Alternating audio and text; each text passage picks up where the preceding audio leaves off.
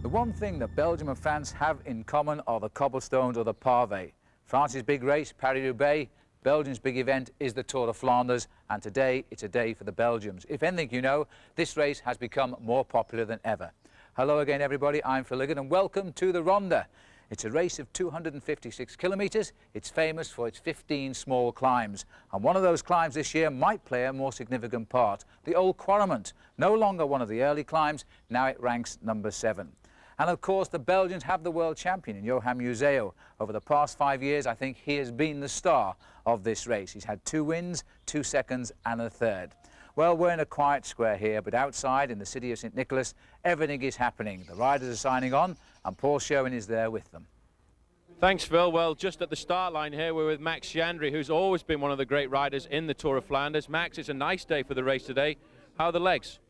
Legs are pretty good. The morale is good. The condition is good. The weather is good. The team is good. Basically, everything's good. But this is different, this Tour of Flanders, because there's a lot more climbs in the last part of the race. It's going to make it very difficult. Yeah, it's going to make it very difficult. You know, you're used to a certain type of race. You know, I mean, having the same course every year, and this year's changed. So it's going to be something new, something to look out about, and you have to be pretty careful on who's going away, how early or how late. Axel, a new team. You're wearing number 1 in the team. You're one of the team leaders. How are your chances for today? Well, we'll see towards the race. I hope I'll still be present in the final, and then everything can happen. If you still have the legs, you can try something in the final. Today's the race really for a strong man, because all of the climbs are in the last few kilometers. Yeah, it's very important to be in good condition over the 200 Ks. You must be able to digest really good the cobblestones after 200 Ks, and then come to climb. So I think it's going to be a really strong guy who's going to win today. Tour of Flanders is a very special race. You like these races with the cobblestones, Paris-Roubaix, and especially this one, the Tour of Flanders. Yeah, it's a special race. It's different with the pavé, and you know, throughout the rest of the year you do 100 races on the normal roads up and down like this, but this is different with the cobbles and all the turns and racing here in Belgium. So it's a classic. It's a true word for it. The team's had a very hard time this year. You lost Kevin Livingstone, who had excellent form in Milan-San Remo. But what are your chances today? I'm hoping for the best. I felt good in Milan-San Remo. I was a little tired last week, so I rested up mainly to get ready for this race and for next Sunday for Roubaix. So going to see how it is. The course is completely different, so it's going to change. The old tactics that used to work, it's not going to be the same. It's going to be new for everyone, so it's going to be interesting to see what happens. Johan, we're at the start of the Tour of Flanders, and just a few days ago nobody thought you were going to be here because of the big crash in Milan-San Remo, but it looks as if you've come back. The last day, every day I come better, so the last stage of the pan, I was already good, and every day I come better, so it's better to start when you have a good condition, because with this old jersey, I don't want to start with a bad condition, because everybody. I want to do race good, surely in the Tour of Flanders, because it's a little bit my race. But this is a very different Tour of Flanders, because all the climbs are at the end. It's going to be a slightly different tactics for this race. This year is different, but nobody knows how it's going this year. So everybody wait a little bit, and we shall see at the end. It's a special day for you, Johan, to be able to ride the Tour of Flanders with the rainbow jersey.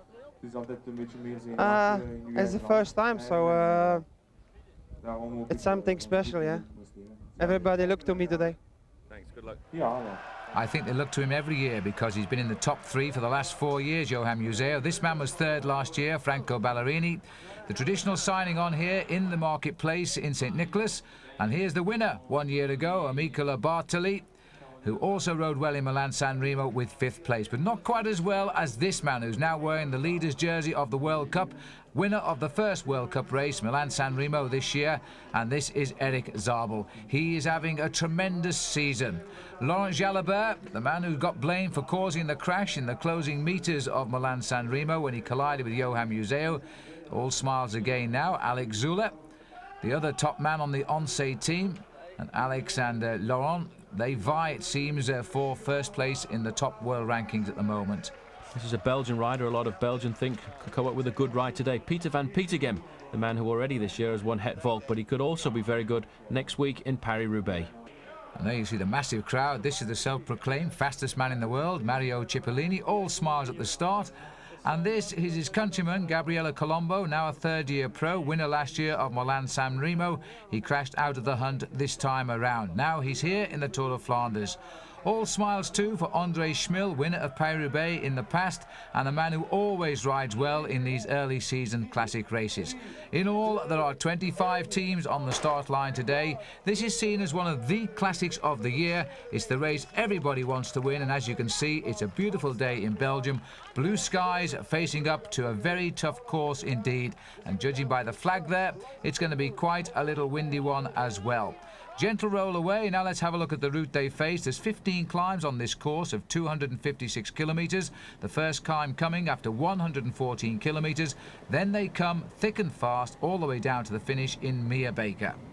Well, Phil, the next climb the riders are going to face is the Notterberg, which is actually on the opposite side of the Old Quaremont. It's a little climb that they take up to the top of the opposite side of the Old Quaremont, and then they descend down there along the valley, and then they start what is one of the hardest climbs in the final phase of this year's Tour of Flanders. And it is, I think, for a lot of riders going to be very strange indeed, because the Old Quaremont has been moved so close to the finish.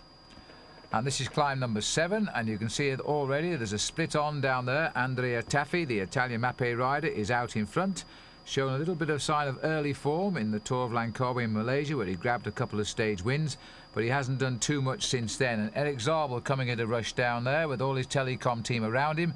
Eric in the white jersey as World Cup leader, and that's a first for him, and he's got his team organised, and so they've got themselves a nice little line out going here. Well, it's difficult playing catch-up in a race like the Tour of Flanders. In fact, he's just missed out on one of the splits in the earlier climbs there, and he's got Rolf Aldag at the front here trying to pace him back in. But if you're riding a race like the Tour of Flanders, every time that you pace yourself back like this, you're using up just a little bit more energy. And I think by the end of the day, it's going to be very difficult for Eric Zabel to keep his lead in the World Cup competition. There's Zabel, just about in our shot here. When I look at him like this, he often reminds me of the great Sean Kelly, the Irishman, the way he sits very compact and forward on his bike. Typical sprinter's position, but of course to win the sprint here, you've got to be able to hold your own on the little bergs all the way down to the finish. This is the Knokterberg. 2.3 kilometres of climbing now. It is not that steep, it's around about 11% the gradient, but all of these little climbs are crucial. They're always on narrow roads, and that's the peculiarity of the Tour of Flanders. These are the hills still to go. We finished with the Bosberg, and you may remember Edric van Hooijdonk, who won this race a couple of times. We always call him the boss on the Bosberg because that's where he made his winning move. See that little group there with Eric Zabel just about to come back into contention there. They'll just get onto the back of that leading group of about 35 riders just at the foot of this climb of the Notterberg. And as you said, it's not one of the tougher climbs, and in fact it isn't a cobbled climb, it's a tarmac climb, and it gets tougher as you get up to the top. But everybody would like to stay in the position that they're in going along a climb like this, because what happens is there are always accidents at the back. Somebody's looking for the gear, he over-geared himself coming up the early slopes of the climb, makes a mistake and then falls off, and then again you're playing this catch-up game. You see those two riders on the left-hand side there taking risks to make sure that they can get to the front, try and get in the front line, because then at least they're out of danger. And there's the banner to announce the start of the little hill. And just look at this, the narrow road, so all you've got to do is get to the front, and then you can ride at your own speed because nobody can get past you. It's not quite as easy as it sounds. A very compact group indeed. Greatly reduced from the big start earlier today. The riders now beginning their tour of the hills. And there is the gradient, 11%, just over 1 kilometre of climbing, and 89 metres they actually climb in elevation. But it's short and sharp.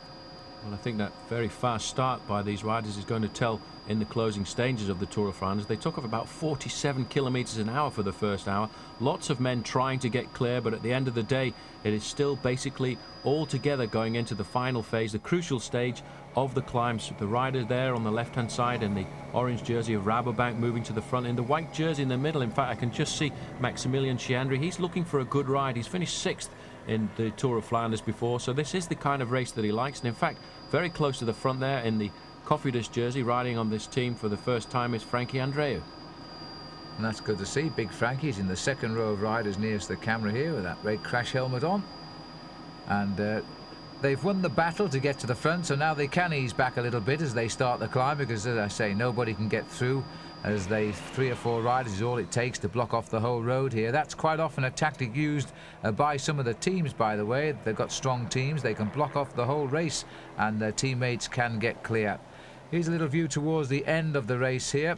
Rider number 110, sitting around the back there, is Stefan de Jong.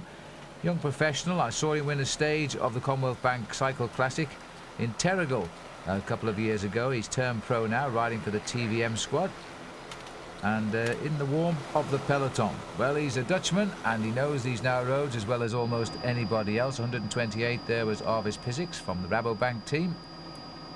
Riding in the front line there in the TVM jersey is Johan Capio, a man who was brought across to this TVM squad because of the fact that he has so many UCI points, and it pushed the team up a little bit closer to the top of the overall world rankings.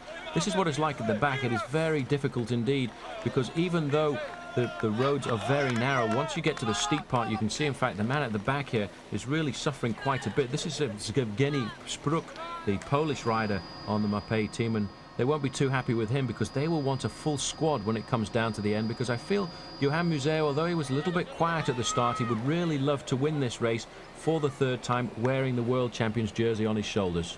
Absolutely, you can bet on it. He loves this race. He doesn't like losing it, and he does feel as though he's part owner of it because he's done so well this past 4 years. Never outside the top 3 finish, and in that he's actually won the race twice as well. This rider at the back here, well, off our camera, he in fact slipped his chain and got left behind, but he's coming back nicely. Not panicking. He's a professional. He'll use the convoy of cars. He knows the riders are just ahead, and he'll pick his way gently through and get back into the big bunch when they slow down, as they are, to get round the corner. Well, you can see there, in fact, in the Ronde van Vlaanderen Straat, the street of the Tour of Flanders. They'll be coming back up this way in about 10 or 15 minutes. They drop now down into the town of Klausberg, and you can see the riders accelerating because they realise how important it is to stay in the front, because the next big climb is going to be very tough indeed. And as we've said, it's almost 200 kilometres in the legs so far, and now is when they're going to start hitting those climbs in a very repetitive nature. 3.8 kilometres to go to the Camerman. You can see picking up the speed at the front, making sure that nobody comes by you, because you've used a lot of energy to stay in the front and you don't want to lose it just by putting the brakes on at this stage of the game. And this is where the pressure's gone on by the riders at the front, because they are approaching the Camerman climb. It's cobbled, it's narrow, and they want to get to it first. And the only way to ensure that you do stay at the front is to put the pressure on and stop anybody else making progress. So they've come away from one climb, but they're going on to the very serious climb now. It's hill number 7, the Camerman, and there's a surge down the outside as well. And the sun is high in the sky. It's a beautiful day here in Flanders. It really is a nice place to be in the springtime. The leaves are just popping and the birds are beginning to sing, and the riders in the Tour of Flanders know that the start of a long season ahead of them. There's the gradient for the upcoming Camerman climb. As I say, now they've moved it further up the rankings. It's much deeper into the course. It's 8% and it is a steep little climb. And the pace being set now by TVM. Johan Capio is the rider who's doing pretty well on the team here. And, you know, earlier on this week, because we've had a few days over here with a little group of American riders enjoying the spectacle of the Tour of Flanders, we thought it was a good idea, in fact, to ask Paul Sherwen, who managed to find one of the new strips on the block, the Cofidis team strip, to go out front and do a little bit of riding and relive his heyday, because, of course, Paul rode the Tour of Flanders a number of times, and he rode it with some distinction as well. That's why when he's commentating here alongside me right now, he's saying it with feeling. He's actually remembering all of these roads, just like he did in the Tour of Flanders. So earlier on this week, we sent Paul Sherwen out on the course, and I have to admit, some of these pictures, you know, well, they're not as pleasant as you might think, because Paul's not quite as fit as he was. So there's the details of the race. It's a 10% climb. It takes you 91 metres above sea level. And now, ladies and gentlemen, I give you Paul Sherwen.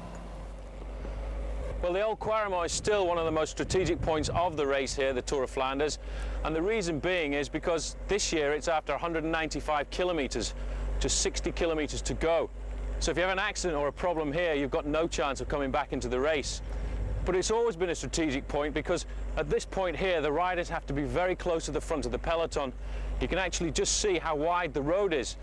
And if you're not in the first 5 or 10 riders and somebody has a problem, you can be so far back you don't come back into the race. Riders take a lot of risks coming into this part of the course, and they realise that very soon they get the short cobbled part going up to the plateau at the top. Now once they get to that cobble part at the top, that's when they really open up the gas, and the strong men can open up gaps very rapidly indeed. And before we just get to the cobbles here, I can feel that it's a long time since I've been racing up this climb. I rode it 6 times in the Tour of Flanders, so I'll just take a little bit of a break as we hit the cobbles, and I'll talk to you guys again at the top.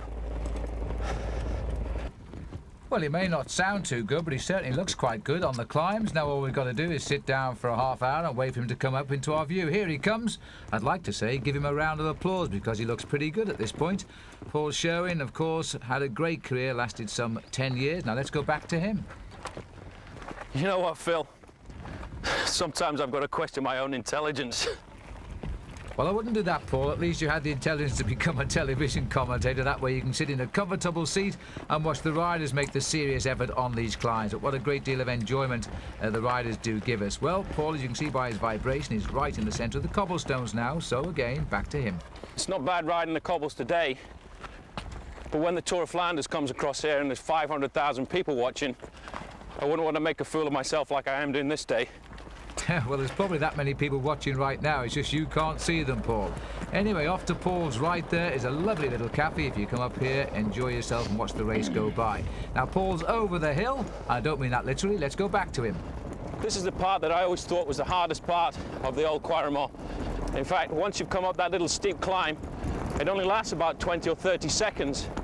But once you get over to the top here, to this plateau, it's always windy, whatever time of year it is. And the wind really blows the riders down into the gutter. And then the men with the big power like Johan Museeuw or Laurent Jalabert can use that to their advantage. They get onto the big chainring and a very small sprocket and power along this straight. And that's when the gaps really open up. And you'll see, I'm sure, a lot of riders struggling to get back into contention. Right, well, let's have a look how Paul's description has worked out. Paul back alongside me now. He's got his breath back. It only took 48 hours to recover. And now we're looking at the front of the Tour of Flanders here, and it's TVM setting the pace. Well, they've got 2 riders in this squad, Phil, who are riding very well at the moment. Obviously, Peter van Petegem, but also Henrik van Dijk, who actually just recently won the Grand Prix E3. So it could well be that they're trying to set up the old Quaremont for one of those riders. But there you can see, in the orange jersey on the left-hand side of the picture, Rolf Sorensen. He's been omnipresent this year. He's just recently won the time trial at the final stage of the 3 days of La Panna, so he's obviously in good shape too. And TVM have ridden very, very well. They rode well in Milan-San Remo. They're right in the action again. Now we're onto the cobble section of the climb where Paul Sherwen was, and again the attacks are starting. You see Van Petegem is a real Belgian rider. He's riding right in the middle of the cobblestones, using a lot of power indeed, sitting back in the saddle so they can get as much power into that transmission as possible. In fact, he's opened up quite a considerable gap, and you can see gaps starting to open in the main field. Somebody has to react very quickly now, and I would think we'll be looking for the white jersey of the world champion Johan Museeuw very soon. But Van Petegem has done a very smart move here. He's gone out, but you can see just how many people have turned out to see the Tour of Flanders. Well, his victory in Hep-Volk was all he needed to kick him off and get him going in a good season here, because it's amazing how much confidence you get once you do get the win, and a big one at that. He's riding now with supreme confidence. He's got this race strung out on the cobbles. Now there's a massive crowd down there. It was a quiet day when Paul rode up. Just look at the crowd now. Completely transformed the atmosphere of this area. And it is a beautiful area to race in as well. Now, very shortly, Peter will be over the top of the climb, and then he'll make that turn onto the plateau. Then he'll feel the strength of the wind, which is quite strong today. There's the main field, or what's left of the advanced slice of the peloton. And you see not all of the riders are going up it at quite the same souplesse as Peter van Petegem. Well, you do see that nearly every one of these riders is climbing the old Quaremont sitting down. That's the only way really to handle these cobble climbs and keep a little bit of stability in the machine, because if you start to get out of the saddle, the bike just bounces all over the place. And you can see here, looking for a softer part of the cobbles, a smoother part to get an easier ride. But that is why you have to sit down and use as much power as possible. This is the last part of the sheltered region of the cobbles of the Quaremont there. They're going through the houses there. They go out onto the plateau, and now they will be able to see just what sort of damage Peter van Petegem has done. Well, he's wanting to know answer that very question himself. He's looking over his shoulder. What he's looking for is to see if there's a small group coming his way. That's what he wants now. He doesn't want the big bunch to come back. But I'm not sure. There's a lot of tired riders, even at this stage of the race today. He's got 8 seconds over the field, but the field still more or less all together. This is Bruno Boscardin riding for Festina. He's in fact just changed his nationality from Italian over to Swiss, and right on his wheel a man who's always consistent in these cobble classics, Andre Schmil, riding for the Lotto squad. He's moved up there. He knows this is a strategic point, but I feel a lot of the riders aren't quite sure today how to handle the Old Quaremont, because it comes just 60 kilometres from the finish, and in fact they've picked up Van Petegem very quickly indeed. Now we have 3 leaders with a little gap over the rest of the main field, and I would say that's still around about the 6 or 7 second mark. Well, they're going to take the move by Schmil, who is a very shrewd rider. He pops up in many of the winning moves in these early season classics, and now they've seen him go across. I think there would be some reaction from the field. Andre Schmil, who is now 34 years of age. He turned pro almost 10 years ago, back in 1989, and his record speaks for itself. He was 4th in this race last year, and in 96 he was 6th. He was 3rd in the Tour of Flanders in 95. He was 3rd in 1994. He's a man you've got to mark. You can always count on Andre Schmil when it comes to these very tough classics, you know. Ones with the cobblestones, Paris-Roubaix, Tour of Flanders, he's always there. He has never won the Tour of Flanders, but Paris-Roubaix was a magnificent performance a couple of years ago when Johan Museeuw almost got to his back wheel and just couldn't close the gap. Now this is the top of the Old Quaremont. It's a tarmac road. You can see the commentator there telling us that in fact this is Servaes Carnarvon. Well, it isn't. It's Peter Van Petegem riding for the TVM squad in the middle there, number 105. We definitely saw him attack when they went up the cobble section. But the most important thing when you're riding a race like the Tour of Flanders these days, with the climbs being so competitive, you have to eat as often as you can, because you can't eat going up and you can't eat on the approach, which is why Andre Schmil is taking food on board at the moment. Well, we're just about 60 kilometres from the finish. That's 38 miles. And there is the empty road, except for that small group which is trying now to reach these 3 riders out in front. This little breakaway, trying to get clear. It's built up on the climb of the Old Quaremont. And Boscardin is here, so too is Schmil, and the other rider is Peter Van Petegem. Now here is the main part of the field that's trying to chase them down. And some useful riders now in this breakaway as well. Number 121 there is Rolf Sorensen, the Rabobank boy, who, as Paul has said, is ever present in the racing this year and surely looking for the win today. This race does suit Rolf indeed, as do most of these early classics. He's that style of rider. And David Casarotto from Scrigno is also in that move. Well, you can see once again the Old Quaremont has definitely had an effect on this race. A lot of riders now scrambling to try and get back into the race, scrambling to try and get up to that leading group of 20 or 30 riders. Interesting to note, Johan Museeuw was there. He wasn't in any difficulty at all. He's looking around at the moment, I suppose, to see how many of his teammates managed to get over that climb with him, because he will want as many men around him going into the final phase of this Tour of Flanders. But most of the big leaders were there. Michele Bartoli was there, I noticed, wearing number 31 and last year's winner. Normally when you ride one of the races like this, if you're the previous year's winner, you get number 1, but because Johan Museeuw is a Belgian, because he is the world champion, he's wearing number 1 today.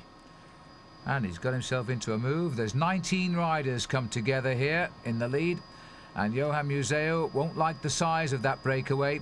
Now, he watches very closely the movers and doesn't use his energy at this stage. He tends to let them all sort things out and then puts in his attack when it matters. On to the Peterberg now, and this is another short climb. We're approaching just about 1.5 kilometres away from it. There is the remnants of the big field, and they still have that lead group in sight, but they're going to have to do something about it now pretty quickly, because I think once they get over the Peterberg, they'll start to open up this gap. They must close this gap fairly quickly, I think. They have to do that because the climbs are so repetitive in this year's Tour of Flanders. They just come one after the other, and this, in fact, is one of the back groups that look like Sergei Uchikov sitting on the back there riding for Pulte. And you can see now there are still 8 climbs to go and 4 sections of cobblestones. That's what the little graphic is in the bottom left-hand side of the corner there.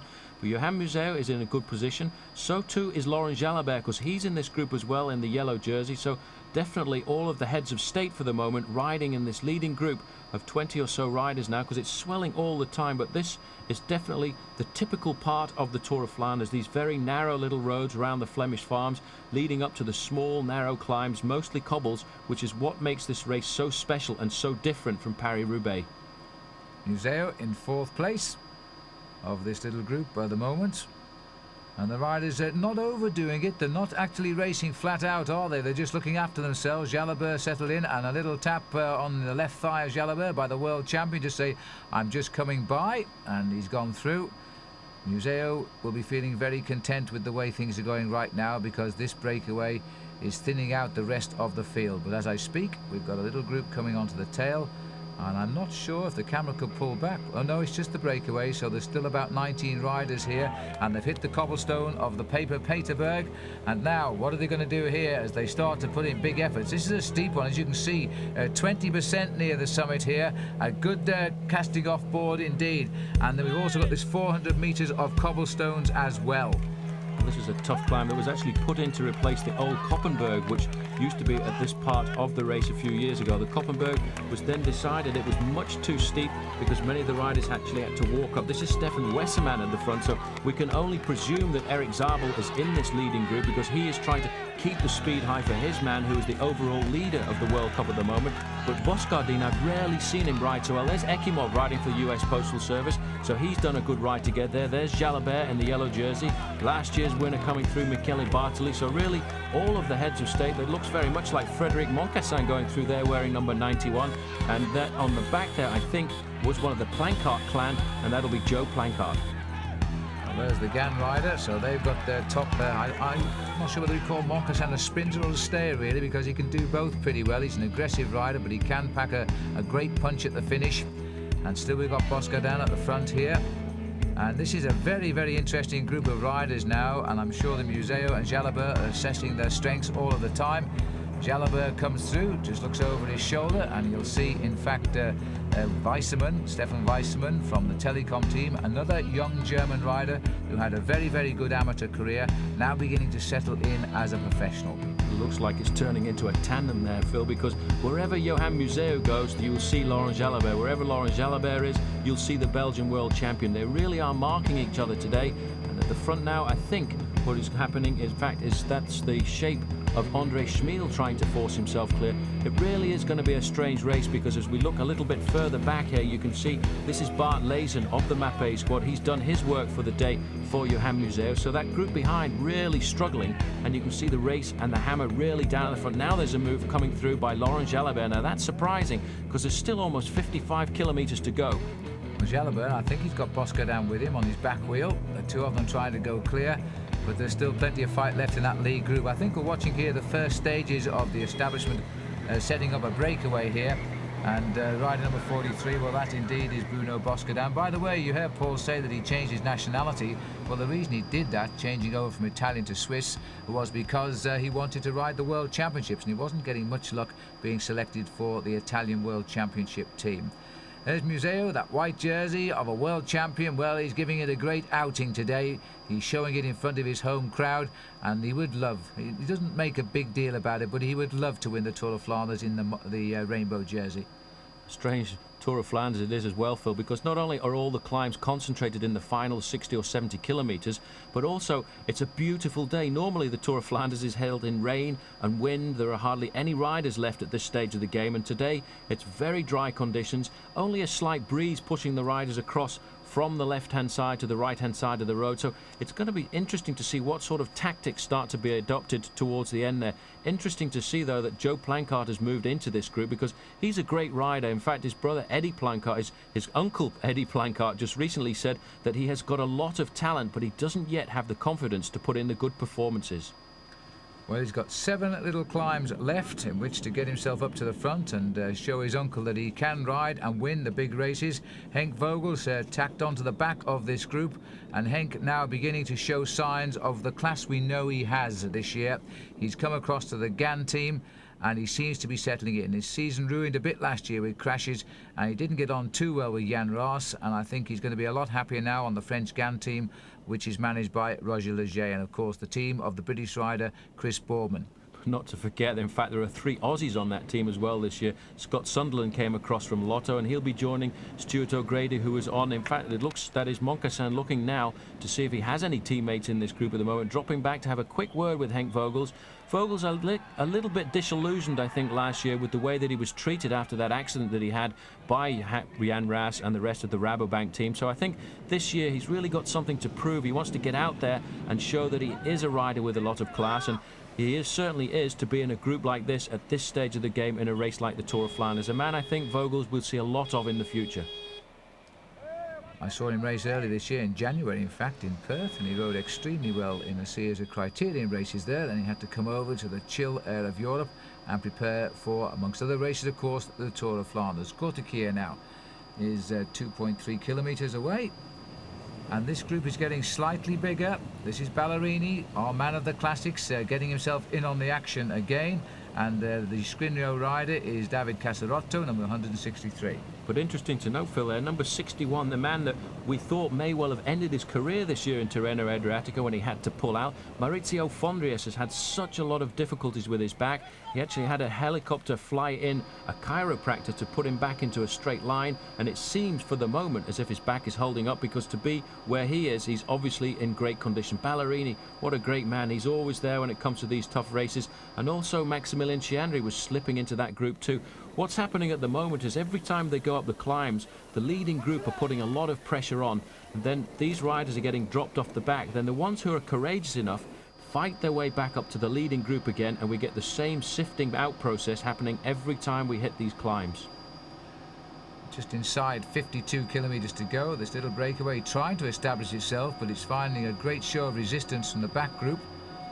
There's the narrow roads again now as we head up towards the next climb. 7 small climbs left. You see how flat Flanders is until, of course, we come across the little climbs, and then you really feel as though you're in a mountainous region. The 2 groups look to me as though they're going to merge here. That's going to give us quite a big leading group for this stage of the Tour of Flanders. It's something like 25, 30 riders are going to get themselves together down there. And there's still some big names who have made this group. It is nice to see Fondriest coming up, though, because he's had a great career. One of the few Italians who's lived in Belgium, because the Italians really don't settle down in Belgium. It's a different culture, different type of food, and really they're unhappy. Stuart O'Grady, a couple of riders up the line here, also a member of the GAN team. Another rider, you know, they talk about Stuart as being a real talent, and I think perhaps in the next 2 seasons we're going to find that to be the case. I think he's very happy too, the fact that Henk Vogels has come across to join him. They really have knitted well into this GAN team. The GAN team has changed an awful lot over this winter. Many riders changing because French cycling has really come to a resurgence with the formation of the Française des Jeux, the formation of Cofidis, and also the strengthening of the Casino team, which is why a lot of the GAN riders actually left. But they've brought them aboard a lot of foreign riders with obviously Henk Vogels and Scott Sunderland, but also Eros Poli, which I think is why we're seeing this team from GAN being much more competitive on the international circuit. They really are a force to be held high in a race like this. In fact, one of them going clear now, and it looks very much as if that is in fact Stuart O'Grady.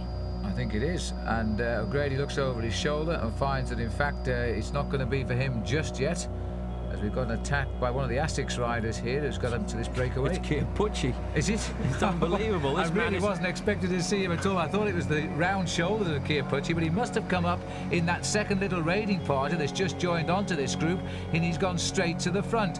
Well, that's really nice to see, because this year Claudio Chiappucci is beginning to give us little flashes of the form that he had a couple of years ago, and now he's got himself right to the head of the main field in the Tour of Flanders. Well, he certainly doesn't mind going to the front of a race, but strangely enough, he is the kind of rider who normally we would wait till the Tour of Italy or the Tour de France to see him performing, but the Tour of Flanders is a very special race. It's a race where you have to have a lot of courage. You never have to give up. You have to keep fighting to bring yourself up to the front of the race all the time, and it's interesting to see, Phil, how many number ones there are on the numbers of these riders, showing that most of the leaders of the teams are in this leading group there. That was a quick look there of Fondriest and Maximilien Chiandri, but again, we're coming to one of the other little climbs here, and every time the pressure is being put on at the front, and Jalabert going again. Jalabert has got so much power. He really is a strong rider, but again, it's the tandem Jalabert-Museu. And we're on the climb now, Curt and Jalabert is trying to get something moving here. He wants to thin out this breakaway group, and Museo knows that when it's time to pay attention. He's climbing second in line here, following Laurent Jalabert, the world #1, and he really deserves that title. He's the most consistent season-long rider, and Museo right behind him. He has had a tremendous last couple of years, winning the World Cup twice, the World Championship just a matter of a week or so after saying he was going to pack the sport in. So there they are, and now they've stretched it out just a little bit. This might be the start of the move.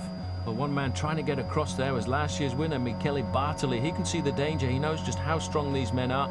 And it looks to me as if one of the Lotto riders is going to come across there too.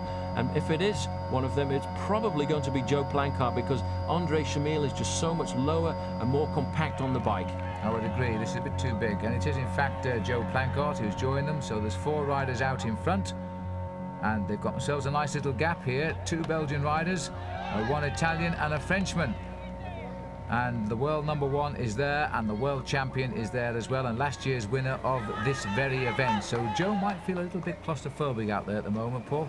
I don't think we'll see him doing very much work, because he realises that his man, the man from the Lotto squad, is Andre Chamil. He'll be looking at this group now saying, what am I doing here? Maybe my Uncle Eddie was right, that I do have a little bit of talent, but I'm not going to show too much at the moment, because these 3 men in front are the heads of state, and I'm just slowly climbing up the ladder. But Bartoli's forcing him there, you see, to come to the front. Bartoli doesn't want any passengers, because this is a crucial time of the development of a breakaway. You have to open up the gap to begin with, which is why you see Bartoli just let that gap open, forced Joe Plancart to go to the front, and Museo now not asking anybody to help him. He's at the front, keeping the pressure on, which is quite remarkable, because there's still over 45 kilometers to go, and these riders have decided we're going to open it up now. But again, reaction coming from behind. And there's Andre Chamil wearing the leader's number 171 of the team. He's in the second group on the road. And number 184 there is Ekimov. Chance to get a good look at the blue colours of the new US Postal Services team. A team that's having a reasonable amount of success at the start of the season, with great stage wins in Paris-Nice. And what everybody would like to see is that they get a wild card into the Tour de France. 12 seconds at the initial time check here on 4 of the best bike riders around, and that backfield is going to have to do something about it pretty soon, because they're running out of hills now. The Tayenberg is the next climb to come, and after that there's only 5 climbs down to the finish. It's a long time since Laurent Jalabert has been to ride the Tour of Flanders. In fact, the Once team have actually refused to ride it on several occasions because they felt it was too difficult. But now a lot of pressure being put on the top teams in the overall rankings to take part in all of the rounds of the World Cup. And Jalabert has said that if he's come to the Tour of Flanders this year, he's come because he wants to win it. This is an event that he in fact does enjoy. It's a tough race. It's a race where you have to be at the front all the time. But those 4 riders not opening up much of a gap at the moment. And I think because there are so many individuals in that group behind, that they will start to work together, and they'll pull back slowly on this leading group of 4 riders. And I think when you get 3 great riders up there like Jalabert, Bartoli and Museo, they're a little bit cautious with each other. They don't really want to declare just how well they're going, and the tendency is to slow down rather than go quicker. And as a result, I think this field is coming back to them. And mustn't forget either, you know, Bartoli took the bronze medal in the World Road Race Champion last year, and Museo was the excellent and very convincing lone winner in Switzerland. Well, on the back there, the telecom rider was still Stefan Westermann. In fact, information coming to us that the overall leader of the World Cup is not in this group at the moment.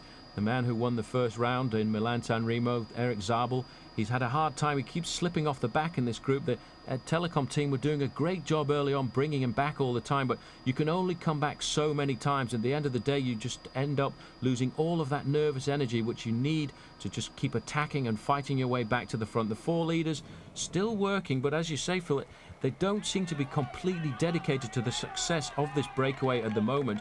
Looking over their shoulders, they realise that they're not really opening up an awful lot of a gap.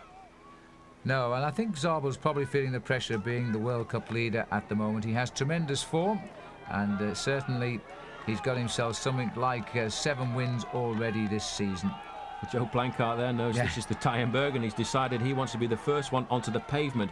You can just see down the right-hand side of the road there's a little drain, which is the smoothest part of the road, which is why he wanted to get onto that just so he could keep the bike rolling along. What happens in the group behind is you actually get forced and obliged to ride on the cobblestones, and it's very difficult indeed. You see, that's why the riders are hugging down the right-hand side of the road there, but he didn't catch out Johan Museeuw and Laurent Jalabert because they were waiting for something like that. But I think by the top of this climb, it may well be that that group from behind will just get onto the back. Well, this group are strung out on the far right. The last man in the line is Leon van Bon of the Dutch Rabobank team, and they're going to have to do something now about chasing back these 4 riders. There's Plancart dropping back as the acceleration being picked up here by Laurent Jalabert. He's going to test them. Jalabert's opened the gap. He noticed he didn't have Museeuw on his wheel. He had Plancart instead, and he has gone forward. So the Tijmenberg, maybe it is proving a little bit decisive as Jalabert now goes out onto the attack.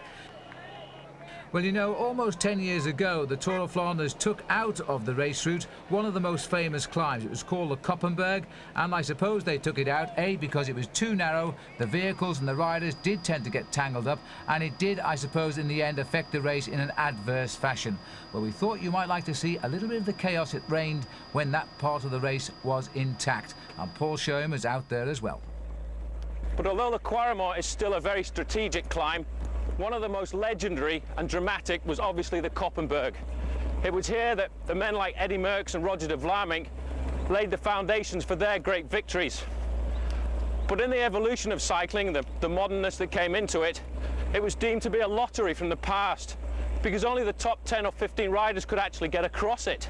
The rest were very often forced to put their feet down and walk like I'm about to do now.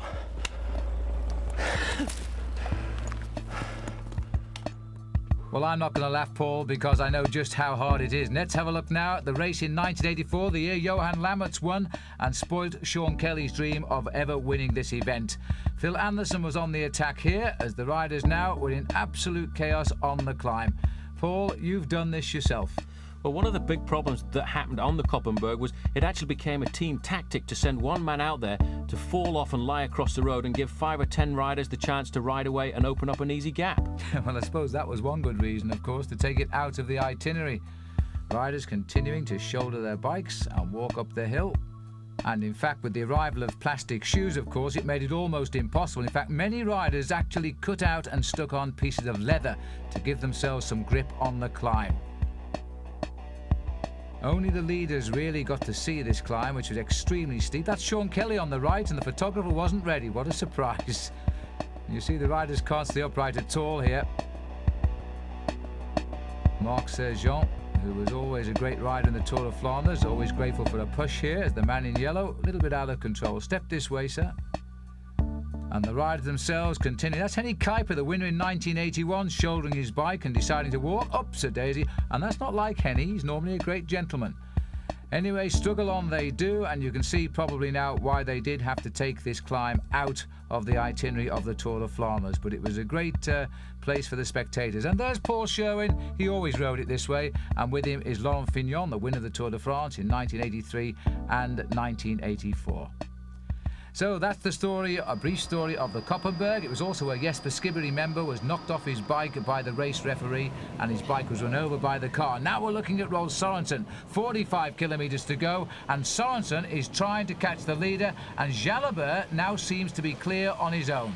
Well, Jalabert's doing an incredible ride there, but I think he will be happy if Sørensen can get across to him, because there is quite a bit of wind starting to pick up there out on the course, and if 2 men can get together, then they do have a chance of opening up a gap. But you can see just exactly who is doing all of the work behind the man in the white jersey with the world bands. That's Johan Museeuw. This is Sørensen trying to get across there. Jalabert is really flying today. He's come out with a vengeance. He really wants to win this Tour of Flanders, and now we have 2 men in the lead. One of the Danes, Rolf Sørensen, he's joined up with the Frenchman Laurent Jalabert, but you can just see the power of Jalabert. He always seems to be using a monstrous gear over these short little Belgian climbs, the ones that are rolling along. Once you get over the top, it is still hard. You still have to have the power to keep the gears rolling over, but I'm sure they're not going to let Jalabert ride away from the race at this stage of the game, and surely something must happen, something like an attack by Johan Museeuw, because he's in good form at the moment, and I'm surprised that he let Jalabert go clear over the Tijmenberg. Well, I think Jalabert timed his effort to perfection there, because he waited until Museeuw was at the back of that group, and that's the time to go. Number 191 here, having a bit of a wobble on, was Claudio Chiappucci. And it's nice to see him up in this front move at the minute, but Erik Zabel does seem to be out of it today, because number 27 there is Stefan Weisserman. A good promising young rider, Stefan. I think he'll go a long way. And Boskardin is still here as well in this main group. It looks to be around about 30-35 riders strong. Rolf Sorensen, though, has now joined the leader, Laurent Jalabert. Sorensen, one of the youngest riders ever when he turned pro in 1986. He was just 20 years of age, and he's had a great career. Three riders from GAN in this group, Phil. In fact, Stuart O'Grady I caught a glimpse of there, Henk Vogels and Frédéric Moncassin. So the French team really have put a lot of numbers into this leading group. So they're the ones really in a short while who should take the race by the horns. And there is a leader at the moment, a Frenchman. So it would be interesting to see if the French team are going to chase him down. There's confirmation of the gap, the Museo group there, 9 seconds behind. And all the time when we come up to this leading group of 2 riders, Jalabert doing the most of the work. They're making the big pulls at the front. Sorensen going through just to give him a little bit of a rest, but it seems to me as if Jalabert's doing the most of the work. Well, right now it's Sorensen who's got himself to the front, and it looks to me as though those round shoulders indicating he's a lot of strength in those legs today. The flick of the right arm to call through Laurent Jalabert. Jalabert, before he made the effort there, just checked over his shoulder to see if it was worth going on. Well, the gap is most certainly here. And Rolf Sorensen, who is a professional since 1989, is now looking a little bit useful here today. Jan Ross having a good start to the year with his Rabobank team, and he's had a few rough years with his sponsorships in getting results, that is. He always seems to manage to find the big sponsors, but he would like some results, I think, out of the Rabobank team this year. Let's have a look back as we go away from the 2 leaders now to see the chase group, and there's a big gap there now, Paul. Well, the last time check, Phil, was 9 seconds, but I put that round about 15 seconds now. That looks like Ekimov at the front there for US Postal. This is Shandry coming through. But the strange thing about the race today is that there aren't too many teams with a lot of riders there, like GAN, who have actually got 3 riders who want to chase down. Somebody's going to have to take control of this, because letting 2 riders like Sorensen and Jalabert walk away is a very crazy thing to do at the moment, because if they get around about 1 minute, then they could really steal the show. And 2 great bike riders they are. And Rolf, whose father Jens Sorensen, by the way, rode the Olympic Games in 1960, and his father often turns up at the events to watch his son ride. He's always very proud when he's able to say, Rolf is going well, he has good form. And he always tells us the truth as well, Paul. He usually does go well when his dad turns up.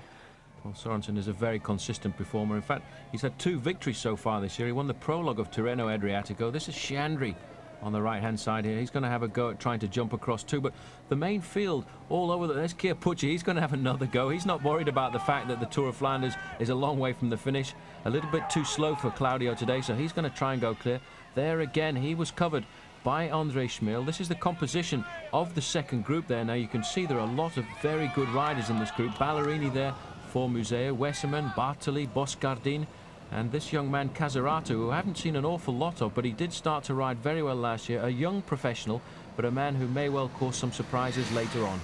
Well, what the Belgians will have noticed, there's only 1 Belgian rider in this group, and that includes the 2 leaders as well, and that is Johan Museo, the world champion. No other rider from Belgium is here. That's going to make things a little bit difficult too for Johan. He's going to have to work out some clever tactics if he's going to handle this little lot today. Well, normally he would count on men like Carlo Bowmans and Wilfred Peters. Those are the guys who are usually around him in a race like the Tour of Flanders, the men who will just completely give their race up for him to close down gaps like this. But when you're on your own, it really is very difficult. The 2 leaders now seem to be working well together. Sorensen at the front, he's not really asking for any help at all from Laurent Jalabert. He looks over his shoulder. Jalabert taking on board some drink. It's so important to keep those energy levels topped up, and very soon they'll be coming to another one of these little climbs, and you see there Sorensen goes to the back, gets into the slipstream. A very nervous kind of a rider, got a lot of acceleration, but again you see just how difficult these roads are in the Tour of Flanders. There 14 seconds, so the gap is now, Phil, starting to stretch out. Well, Sorensen, who first appeared in the Tour of Flanders with a good result in 1989, he was 4th then, and by coincidence that was the year that Laurent Jalabert took out a professional racing licence. And since then Rolf has had a 3rd place in this event as well, back in 1991. Now this is the reaction from the group. The GAN team are doing very well. Henk Vogels is on the front here. We're heading now to the Stenneberg, and this is hill number 11 of 15 with a steep gradient of 8% in the middle, an average gradient of just over 5%. Sorensen is calling for a drink here, and he wants it from his team car, I think. Well, that's the important thing. The day is very hot for a Tour of Flanders, so these riders want to keep topped up with liquid, and he is allowed to take liquid on board. Once the race has covered 50 kilometres and up until 20 kilometres till the end, the rider does have the right to take a drink from the team car. But at the moment, the gap is so small that his team car won't be behind him, so he's hoping that maybe the neutral service car behind him will have a drink on board. But that's also a signal that a professional will try to do, so that the race referee who is behind them will call up the rider's team manager, and that's just a way for the team manager to get into the gap a little bit earlier than he would do normally. That's right, because the routine usually is the service car, and one of the race referees will drop in the gap at around 30 seconds, but the team vehicles aren't usually allowed in there till the gap is opened up to 1 minute. And Sorensen is desperate for a drink, and that's going to detract from his getting on with the racing here as he follows up on the Stenneberg as he rides gently behind. There's the back group, and there's Andre Schmill on the left of our picture. World champion Museo behind him. This is Henk Vogels. Now this is Stuart O'Grady here. Henk is also in this breakaway. Leon Van Bon. And this is the composition. Van Bon will be doing no racing now with his teammate up front, that's for sure. Well, the orders obviously come from Mappé now for Ballerini to do the work for Johan Museo. He's come straight to the front of that group now, but he's only one man. He's chasing two riders who are up the road, building up a very consistent lead. 14 seconds was the last time check we got, and it's basically Ballerini trying to chase down these two riders. But it's interesting to note, Phil, that Laurent Jalabert now not taking quite an active part as he was doing earlier on in the race. Here, looking down there, you can see he's on his small chainring. This is a very tough little climb. The next climb they'll come to will be the Berendries, which again is one of the tarmac climbs, but all the time these short, sharp Flemish climbs are sapping away at the strength of the riders. And the Berendries is just about 32 kilometres from the finish, which is 20 miles. But I'm not so sure whether Laurent Jalabert is going quite as well as he was here. He's still doing his share of the work, though, and still the gap continues. It's certainly a hard way of gaining a few seconds, but it's gradually gone up from 9 to 14 to 22 now. And Sorensen looking extremely useful the way he's accelerating here. Stage winner in the Tour de France a couple of years ago in Montpellier, where he outwitted Neil Stevens in a two-man breakaway, the Australian riding on that occasion for Once, and of course a teammate then of Laurent Jalabert. But this year Stevo is on the Festina team. He's signed up for 2 years, and that'll see him nicely into retirement, I think. This is a serious group behind, but still looking down, it's always Franco Ballerini on the front doing the work, with Johan Museo sitting comfortably in his slipstream. None of the other teams really willing to work at the moment. Strange, though, that in fact Gann haven't sent two riders up there, because they've got Frédéric Moncassin, who's got good form at the moment, Henk Vogels and Stuart O'Grady, so you would expect them really to try and do some kind of a team role to try and pull this race back together, but they're leaving it a little bit up to the other heads of state. That was Michele Bartoli on the front there for the MG team. Now Johan Museo in person is being obliged to do a little bit of the work, so this could be quite dangerous, because if they don't organise themselves and that gap does start to stretch out as it has been doing over the last few kilometres, it could be that these riders are going to see the Tour of Flanders disappear. 25 seconds is the time gap now. Yes, Museo will become a little concerned shortly, but he can't make his move unless the opportunity really does present itself, other than on the small climbs. And so the next climb that we're going to see is the Berendries, and that's around about 30 k's from the finish. So Jalabert getting on with the job in hand today. What a great all-round bike rider he's turned out to be. His first big result came in 1990 when he was second in the San Sebastian World Club Classic. We came to recognise him back here in Britain when he took the yellow jersey in the Kellogg's Tour of Britain that year at Birmingham. And since then we've watched him become quite a big bike rider. But you see, Paul, Sorensen still is wanting a drink. Everybody else is getting one nicely in the back group. That's the disadvantage of being in a small breakaway, just 25 seconds ahead, because normally they won't even put the service car in until the gap is around about the 30-second mark, so he hasn't got anybody behind him at the moment to give him a drink. So he's really starting to make that sign all the time for the team manager to come up. These are the next climbs, Berendries, but more importantly, Berendries is only 15 kilometres away from the Mur de Grammont, and again, Claudio Chiappucci, these guys aren't going fast enough for him. He's trying to get away on his own, but Museo is covering the moves at the moment, as is Andre Schmiel. But there's no organisation in this group. Nobody wants to be dedicated, get to the front, all ride through and try and pick the speed up, so that could be to the advantage of the two leaders. Well, they're doing well to stay away from this group, because this group does seem to have a little bit of cohesion.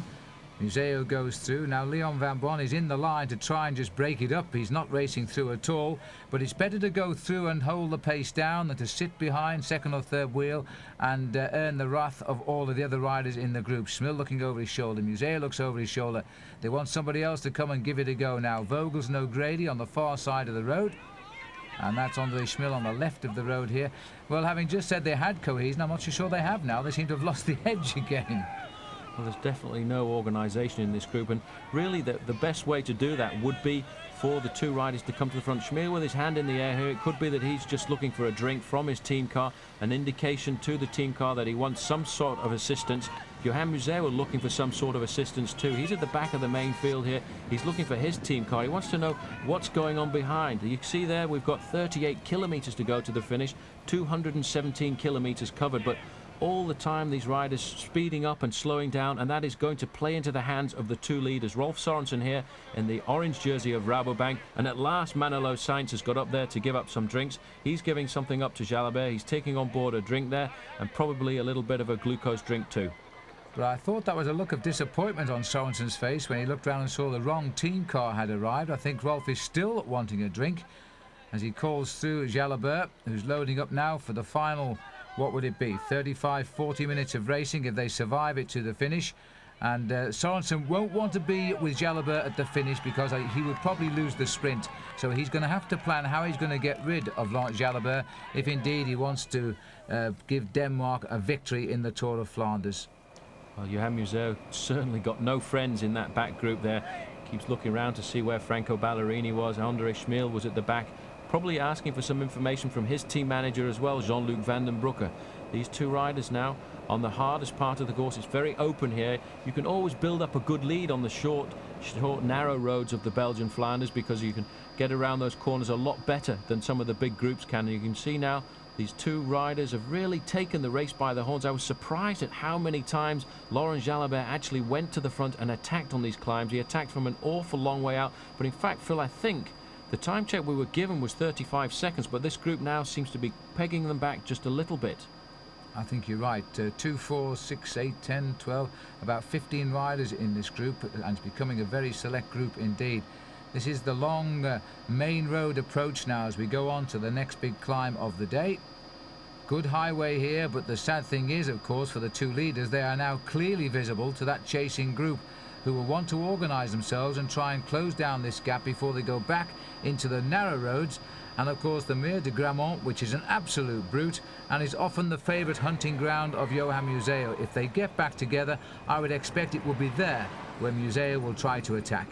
Well, that's where Michele Bartoli launched his victorious attack last year in the Tour of Flanders. He jumped away on the launch pad of the Mer de Grammont and then just held it off over then the Bosberg. A very tough climb indeed. And you can see now the last time check was 26 seconds. It's come down to 20. So on this long straightaway, the riders in the group behind can see the two leaders and they're getting a little bit more encouragement and starting to roll through, which is why the gap now starting to come back down. So these two men have been at the head of affairs for an awful long time and they've never really got anywhere near the 1 minute, which is a good safety margin that you need.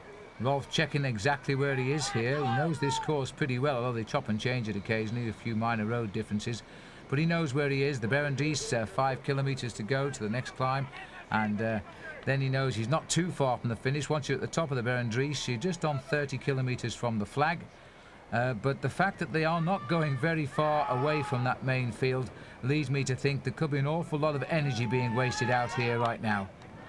Well, you get a chance here to see the two different styles really of Sorensen and Jalabert. You see how Jalabert, when he's in the saddle, sits a long way back. He's a powerful rider. He uses real power from his pedaling action, as opposed to Sorensen, who turns the pedals a lot quicker. He's got a lot more suppleness. He's got a lot more acceleration on the little corners there. A twitch of his arm there, twitch of his shoulder. Come on, Laurent, it's your turn to come through. Let's keep working together. That is something that riders do when they're riding in a team time trial situation. A flick of the shoulder indicates, I've done my turn, it's up to you. But this is a bit strange that he's actually pushing Jalabert to the front now. 33 kilometres to go, and I would say about 2 kilometres to the bottom of the Berendries. So the pair of them in tandem. It's worth remembering that this year Laurent Jalabert won his first ever time trial as a professional bike rider. He won the time trial stage in the Paris-Nice race and went on, of course, to win that race for a second year in succession. So he's certainly a third year, rather. He's won it 3 times now, Paris-Nice. And I wonder if he's going to try and rival Sean Kelly's great run of victories. And very often we compare Jalabert with the style and riding of Sean Kelly. And they are similar in many, many ways. That is absolutely true. Anyway, the chase still very much on here. And Jalabert, I think, a little confused now. He's not sure whether to give it any more effort or to allow the group to come back and wipe him out. Ballerini brings through. Van Bon still doing a good job there. Claudio Chiappucci. Van Petergem is up here again. And then we've got Vogels and O'Grady, and this is Andre Schmil. And it's a good group. It's such a powerful group, Paul. Maybe that's the reason they're not coming up fast enough. They're all watching each other. But it's so strange to see one of the World Cup races like this with so many individuals. Everybody wants to attack and get away on their own. They want to get away in a group, and they don't want to work together because there are so many heads of state of the world of professional cycling in this group. It's like having a bunch of individuals, and they're all too worried about doing too much energy and giving the advantage to one of the other riders. Sitting at the back there, number 91, was Frédéric Moncassin, and if it ever does come down to a sprint, he's the man who must have a serious chance, because let's not forget, he's a great sprinter, won stages in the Tour de France. Ballerini now, he's decided, I'm going to try and get across the gap on my own and take the pressure off Johan Museeuw, force the other teams to chase. So the man who is one of the most consistent Sprint Classic riders we've ever had has gone on the attack again, and no reaction. But remember, he's on the same team as Johan Museeuw, and therefore Museeuw will feel a bit relieved he's got a man out on the move. Museeuw wearing number 1, sitting at the back here. Can't be very happy at all with this, because normally the Mapei GB team is a team which is dominant in numbers at this stage of a race like the Tour of Flanders. Remember last year in Paris-Roubaix when they finished 1st, 2nd, 3rd and 5th. They were so strong in numbers. In fact, the rider who's gone away here is actually Casarato, so it wasn't Ballerini. I thought Ballerini was the one who jumped, but maybe, in fact, he's trying to get across to Ballerini, who may well be caught in the middle of this gap. Well, we're going to find out. Our motorbikes picked up David Casarato, 25 years of age, from Scrigno, and he's decided to try and liven the race up. And that is Ballerini, in fact, up front, so you were right, Paul. And now it's going to be 2 Italians here trying to chase down a Frenchman and a Dane. Well, the Belgians are not going to like this, because they've always seen this as their event. And their man, Johan Museeuw, is still trapped in the big chase group. But he'll take some compensation from the fact that he's got a teammate now out on the front. We're approaching the Berendries. 13% it is at the steepest point of the climb. Another little short one. But they're all hurting now as the riders come down to the last 34 kilometres of the day. Well, Johan Museeuw may well be champion of the world, but the Tour of Flanders is regarded as the championship. And there's a crash, Phil. In fact, Museeuw has gone down. And that is Museeuw is down. He's been in collision here with one of the other riders. This is Bosco down, who's trying to untangle his bike. Now, we don't know what happened. We've just cut back to it. It's happened in the chase group. And Museeuw, well, he looks as though he's calm, but no, he isn't. The bike's gone down now. He's absolutely fuming, in fact. He can't get his wheel back in because I think the gears are broken. And what has happened, I don't know. He's been in collision with Bruno Boscardin. There is Boscardin also wanting help. I'm just wondering where the cars are, Paul. They're taking some time. Well, that's the big problem about the Tour of Flanders. When there are splits, the cars are a long way down. We get a chance here to have a look. In fact, Boscardin was looking over his shoulder, not paying attention. He's just ridden into the back wheel of Johan Museeuw, so that was not Museeuw's fault. He got caught up, I think, with his rear derailleur, and the two went down. And Phil was... Jalapert's been dropped. Well, looking here, we've gone back to the climb and we've missed the attack by Rolf Sorensen. Sorensen has gone clear. Ballerini has come from nowhere. He's gone round Jalabert. Jalabert, I think, has hit the wall here, and he's fallen right away from the action while Ballerini scampers up the Berendries, trying to catch up now with Rolf Sorensen of Denmark. Well, this is a big turnaround, and they can be completely unawares what has happened behind. The world champion appears to be out of the race now, brought down there by Bruno Boscardin. It's the sort of accident I must have seen dozens of times, both among club cyclists and professionals alike. You look to the right and your back wheel is collided into by another rider. And while all that's happening at the back, the race is changing its face at the front. But that is remarkable to see Laurent Jalabert drop like that. It actually reminds me of the Liège-Bastogne-Liège when he attacked at some 100 kilometers from the finish. He just won the Flèche Wallonne. He thought he was the strongest man in the world, and that may be what he felt today. He was attacking from 45, 50 kilometers out in this race, and he maybe has just over-assumed on his forces. And now what has happened is Ballerini has come by him. He's got two riders at the head of affairs. Johan Museeuw struggling to get back up, but because of the fact that that chasing group now will be trying to catch Sorensen and Ballerini, and Jalabert, who's still caught in the middle, it's going to be a very tough day for Johan Museeuw. There'll certainly be no shortage of support for him. The crowd now will know exactly what has happened. They'll have been listening on the radio, and those that are lucky enough to now see it will cheer him all of the way. But the breakaway is now changed. We've got two riders up front, and we've now got three. In fact, there are three riders now together now, because Casarotto has just contacted up with Ballerini and Sorensen. While further down now, all of the cameras are going to stay with the world champion. He's Belgian, of course. He's the World Cup holder and twice a winner of the Tour of Flanders, Museeuw. They're the three leaders, Paul. Two Italians in the kill now. Well, that's quite remarkable. Casarotto did a great job to come across to those two riders. When you see a man like Laurent Jalabert crack, you realise just how hard the race is. And Casarotto has ridden across there, and now the man at the front, Rolf Sorensen, has two different riders with him to try and help. The whole race could change now, because I think there's going to be some confusion behind Laurent Jalabert. He's going to get picked up by the chasing group. They won't know where Johan Museeuw is, so there's going to be a time when the team managers are going to start coming forward, trying to work out some new strategy. In fact, the main field not very far behind. There's another group of riders. They've picked up Laurent Jalabert, so the race changing as we watch. Casarotto won a stage of Tirreno Adriatico this year, which is the build-up race to Milan San Remo. He's now contacted the leaders, while Laurent Jalabert has fallen back. It might have given some inspiration to the chasers. They've at last found out that Jalabert is human and has cracked here in the breakaway. Little overconfidence perhaps, because he attacked so early on. Number 105 here is Peter van Petergem. He will take a lot of solace from that. These are the three men now dictating the pace, and the classic riders Sorensen and Ballerini really know what to do now, because this is the situation they've been in so often. Well, what they'll be thinking about now is the next really tough climb, which is the Mur de Grammont. There, Jalabert can't even stay in the wheel of that chasing group of what is now three riders. Michele Bartoli was one of the other riders. This is Chiappucci coming through. He knows that the race is starting to split. He doesn't care about anybody. There's no teamwork involved when it comes down to El Diablo. It's just get it all back together, because then I can try to attack again. This is the three riders trying to get across that Schmiel with the red jersey, tucking onto the back the TVM rider Peter van Petergem, and on the front Michele Bartoli, last year's winner.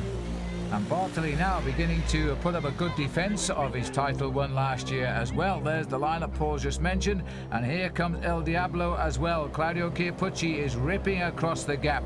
I must say, as we always call him, the Devil, which is indeed his nickname, his new colours this year for the Asics team, with the black shoulder flashes, perhaps are rather fitting. Leon van Bon for Rabobank gets back in to try and slow them down if he can, because of course his teammate is Rolf Sorensen. And further behind we now have the world champion trying to put matters to rights, and very shortly I have a feeling he might see Laurent Jalabert as well. He's even riding with the man that brought him down. Well, that's the strangeness of bike riding. You know, this is the man who brought him down. A moment's inattention when Boscardin looked over his shoulder to see where his team manager was, and he took out one of the #1 favourites of the race, and now they have to ride together, hopefully as friends. Well, they've no choice, even though they're on rival teams. They've got to get back up to the action. I'm not sure they're going to, because these three riders are working well together. I haven't seen any passengers here.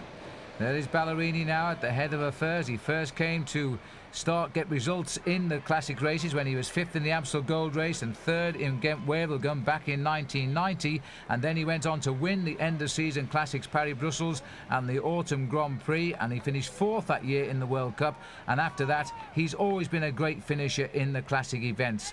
And now Sorensen and the other rider, Casarotto, are really enjoying themselves, I think, now, because they might feel they've done enough to decide this race. Well, 28 kilometres to go, and Ballerini, I don't think for the moment, will know just exactly what has gone on behind, because this is one of the most confusing races for the team managers, because there are so many small roads and so many small groups that they have a hard time actually getting up to the riders to give them the information. Some of the teams do use radio equipment to keep the riders up to scratch, but I think at the moment Franco Ballerini is putting the pressure on, trying to open up the gap to try and relieve the pressure on his teammate Johan Museeuw probably doesn't even know that he's on the ground trying to get back into the race. I don't think he can, because the cars aren't around the leaders at the moment. 10 Bos is the next climb, and 11% average gradient. This is the town of Brakel, by the way, which forms the bridge between the two climbs, and they're trying to settle in.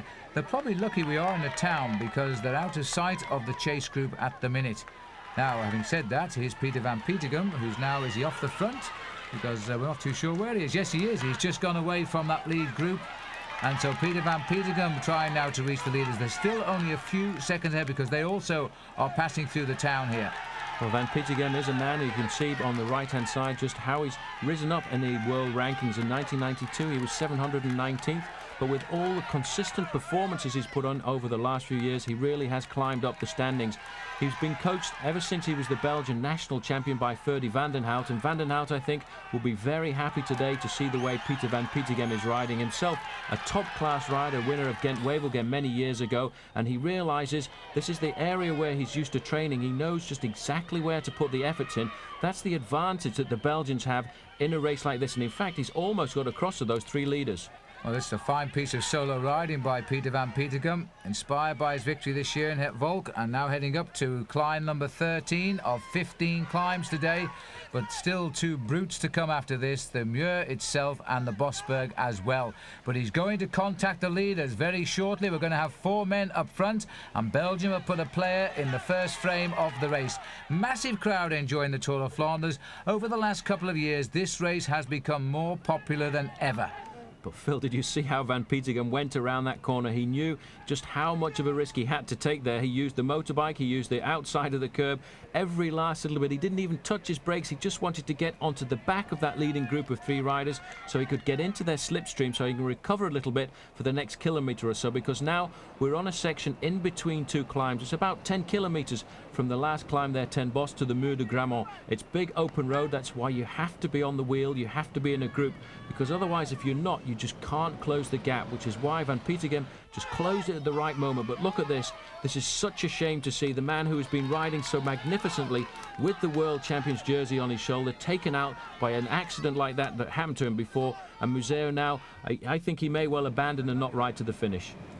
Well, he's riding along at the moment outside of the top 12, and I don't think he's going to get back right now, because this race is in full flight. The accident could not have happened at a worse time, because sometimes if it happens on a climb, you seem to have more adrenaline, more urgency, and you tend to get back. But it happened on a silly stretch of road, wide open. He wouldn't be expected to fall in such a place, and I don't think he's going to get back. But we'll see. Certainly these riders won't let him back if they have half a say in the matter. There's 4 leaders now, and there is the chase group, which does seem to be coming back, you know. This group still far from out of the action. Sorensen has been on the attack for a long while now. He's shed himself of Laurent Jalabert, who's passed straight through and out of it.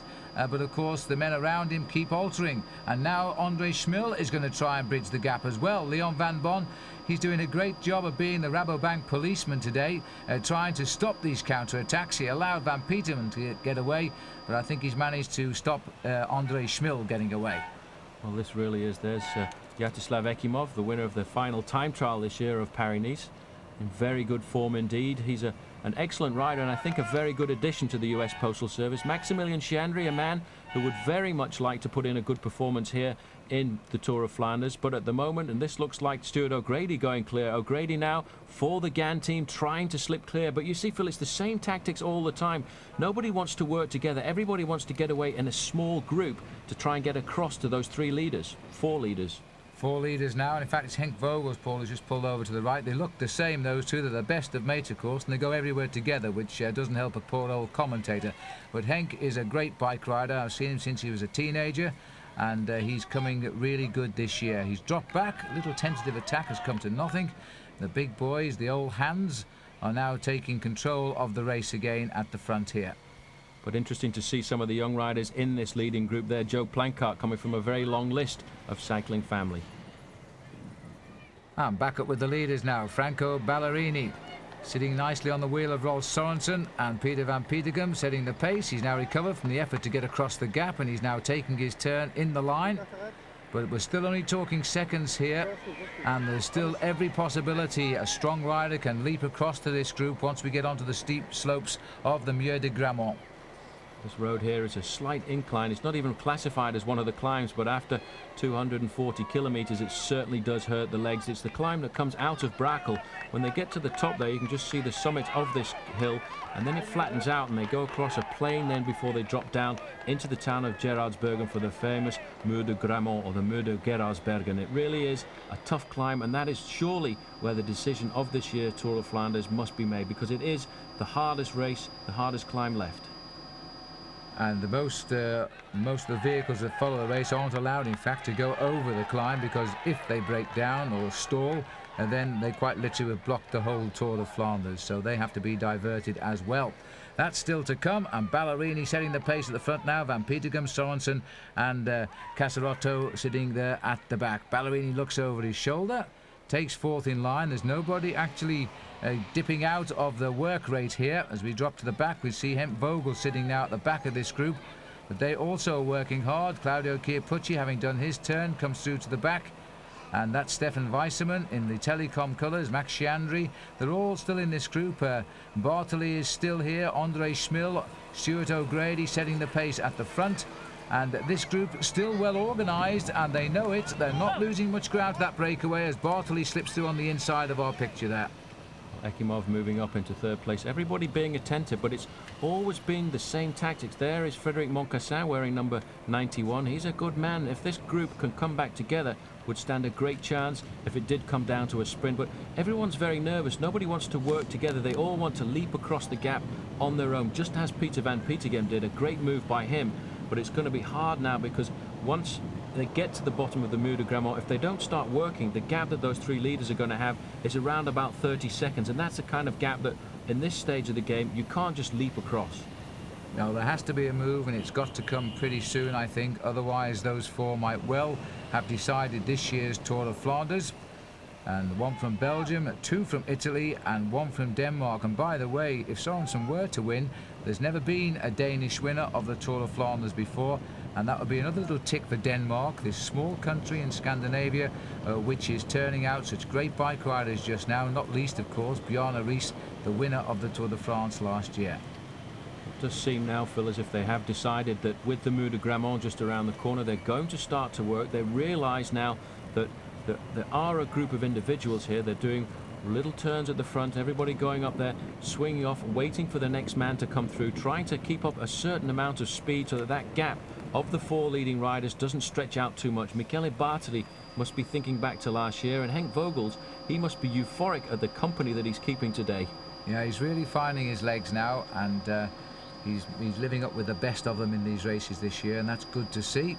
This is the breakaway, still working nicely together. A Scrigno rider, Casarotto, he's done his bit. He's riding on the wheel of a Ballerini, and it looks as though a little bit of a missed turn there for Rolf Sorensen as Casarotto goes into the line, but Rolf was taking a drink, and so I think that's probably why he took time out. A lot of cars behind these riders now, then that's an indication the gap is well in excess of 30 seconds. Here's our own guesstimation now. Well, I wouldn't say well in excess of 30 seconds. It might just be 30 seconds, as we now have two climbs left and two stretches of cobblestones to come. The climbs are the Muur de Grammont and the final climb, which is the Bosberg. 21 kilometers to go, and it's about 18 kilometers from the top of the Muur de Grammont, so I put that 3 kilometers to go before they get there. But it does seem now as if this group has decided to organize themselves. A chance there just to see almost 50 kilometers an hour there this group is doing behind, so it could be that they're going to try and time it to perfection. The ideal situation would be to work and then just bring back that leading group of four riders into the fold at the bottom of the Muur de Grammont, and then you can launch an attack and hopefully, like Michele Bartoli did last year, leap away to a lone victory. But you see, the team managers coming up, giving them all the information. Shortly they will now have a good picture of exactly what is going on in the race. Van Bon knows what's happening though. He's sitting at the back because his man, Rolf Sorensen, is at the head of affairs. Yes, he's done very well to hold his position in this race. He's the only Rabobank member left up here. All the rest have dropped away by the wayside today. And he's just trying to hang on in there and annoy everybody as best he can. Although I think right now the legs are beginning to crack because he slipped right to the end of the group. Even so, he's still there. He's in a very select chase group here, and the four riders at the front are just dangling at the end of a long leash, and it's a question about whether they will escape on the Muur de Grammont or whether indeed this group will catch them up. And it's been a beautiful day's racing in the Tour of Flanders this year. It is a classic race, and it means every sense of the word classic, and today's been no exception. I know the Belgians will be very disappointed right now, having seen their world champion brought down by an Italian. An innocent accident, of course. It wasn't done intentionally, and accidents do happen. But I wonder if Museo would have been in at the kill today, and the Belgians would, of course, say, of course he would. Well, I'm sure he would have done, because he looked so strong. He looked very confident indeed.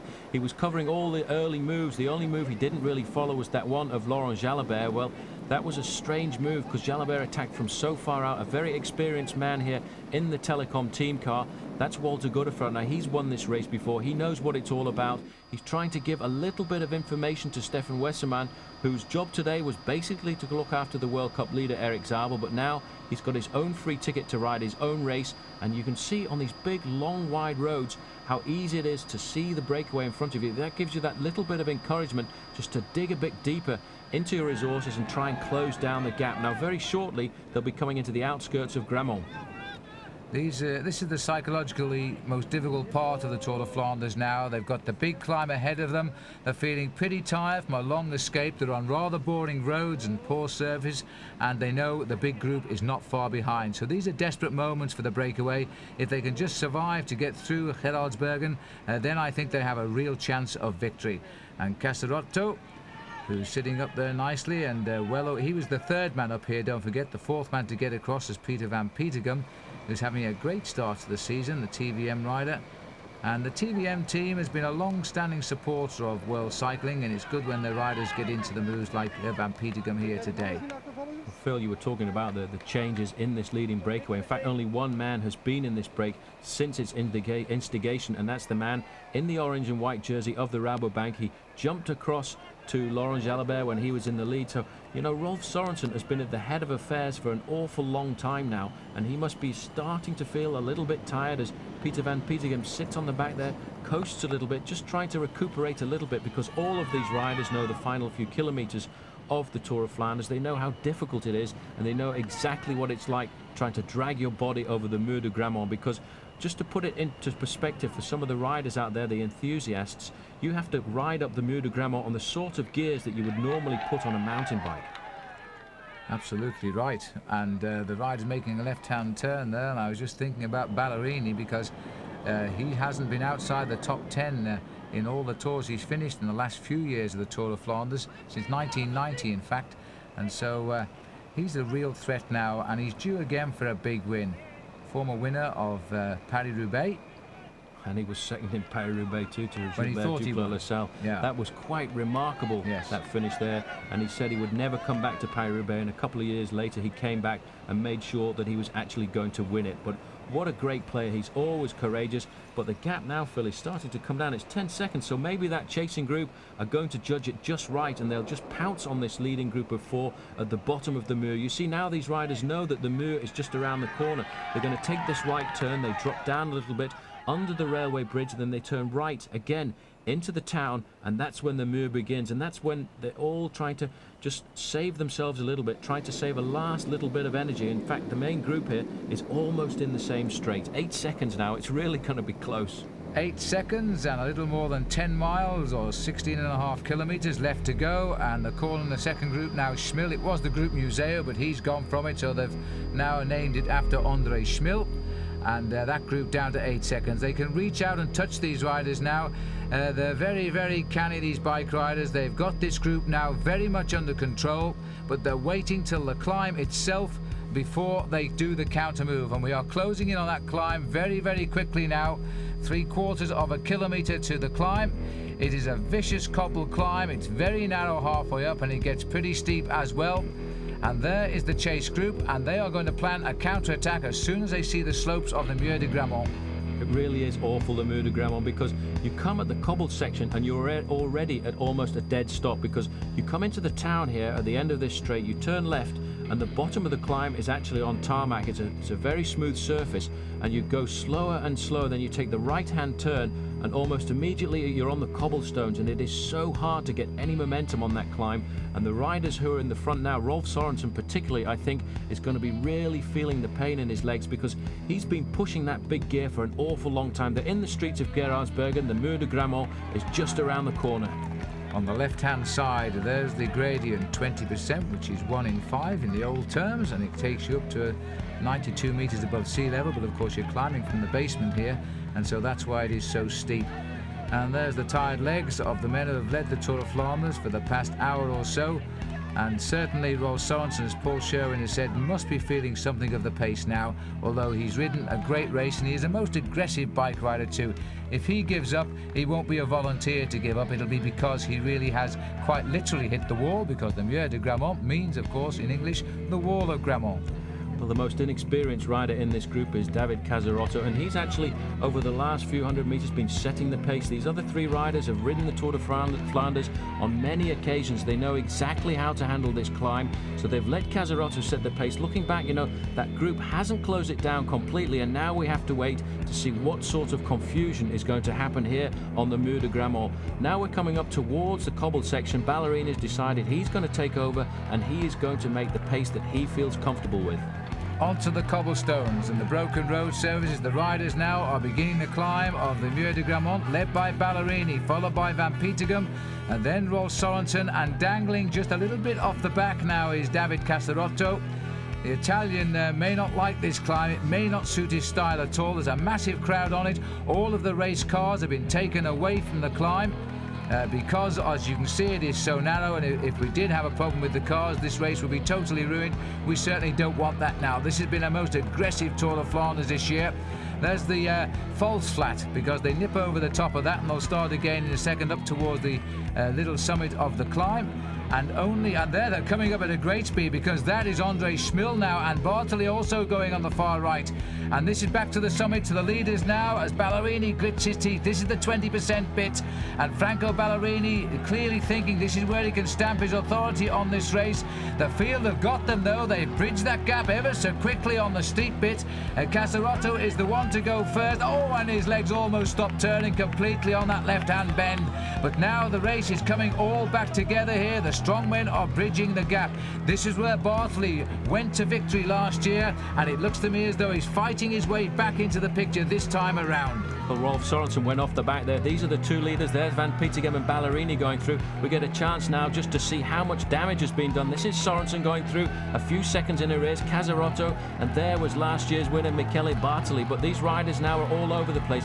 There is Schmil, Chiappucci going through as well, Ekimov, and moving up there is in fact Frédéric Moncassin and Maximilian Chianri. So this race is turning out to be a cracker.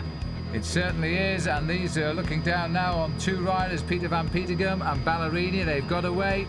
Rolf Sørensen has gone AWOL by the look of it here. Camerman, we've seen, has been swept up by the chasers, and so now there are 2. It was the move by Ballerini that did the damage there, and he had to do that sort of move because nobody else. This is back to the climb. This is Museu, and he's still behind, but you get some idea there. He's not that far behind, but this has become a very, very lonely race for Johan Museu. He's rid himself now of the man that brought him down, Bruno Boscardin. He's dropped him on the climb, but I still don't think that Museu can possibly contact the leaders now. Back to the leaders, Paul, and there are now only 2. Well, they're not too far in front, because that group there has been picked up by Michele Bartoli, and that might be the saving grace for Rolf Sørensen. Not surprising he was dropped on the Muur de Grammont. He's done so much work in the race so far, but Ballerini now must surely know that this is a great chance for him. There are the team cars that have been stopped. They send them around the Muur de Grammont so they can get in behind the riders when they come by, and the chase group behind us seems to have splintered a little bit, but in fact Rolf Sørensen is still in front with Camerman, and in fact they've been joined by Michele Bartoli. Well, this has been a great ride, not just by Ballerini, of course, but also by Peter Van Petegem, the Belgian rider who is absolutely inspired today, and he's doing well to control the front of the race. This is the long, thin line of the riders trying to get back on terms, and Gan still well represented. They're not thought of a classic team normally, Gan, but this year they have been very, very prominent, bringing on board riders like Moncassin, Henk Vogels and Stuart O'Grady. Has been a good move by Roger Liggett. And let's not forget, Phil, that in fact Frederik Moncassin served his apprenticeship in the Dutch team of Word Perfect, which later became Novell, so he knows how to ride these tough Belgian races. Yes, he does. We'd have to say it's quite unusual for a Frenchman. It's not their style of race normally, but today Moncassin still has a very good chance of picking up a great victory today. Now, a little bit of coming back together at the front here. Ballerini and Van Petegem. Van Petegem coming to the fore this year with a win in the Tour of Mallorca on a stage anyway. Then, of course, the big one for him was Het Volk. But it looks as though this race is coming back together again at the front. And Rolf Sorensen, maybe, you know, Paul, he was just being shrewd. He's not used too much energy on the climb. He's allowed some to get up to him, but he's now back in the very, very good position again at the front.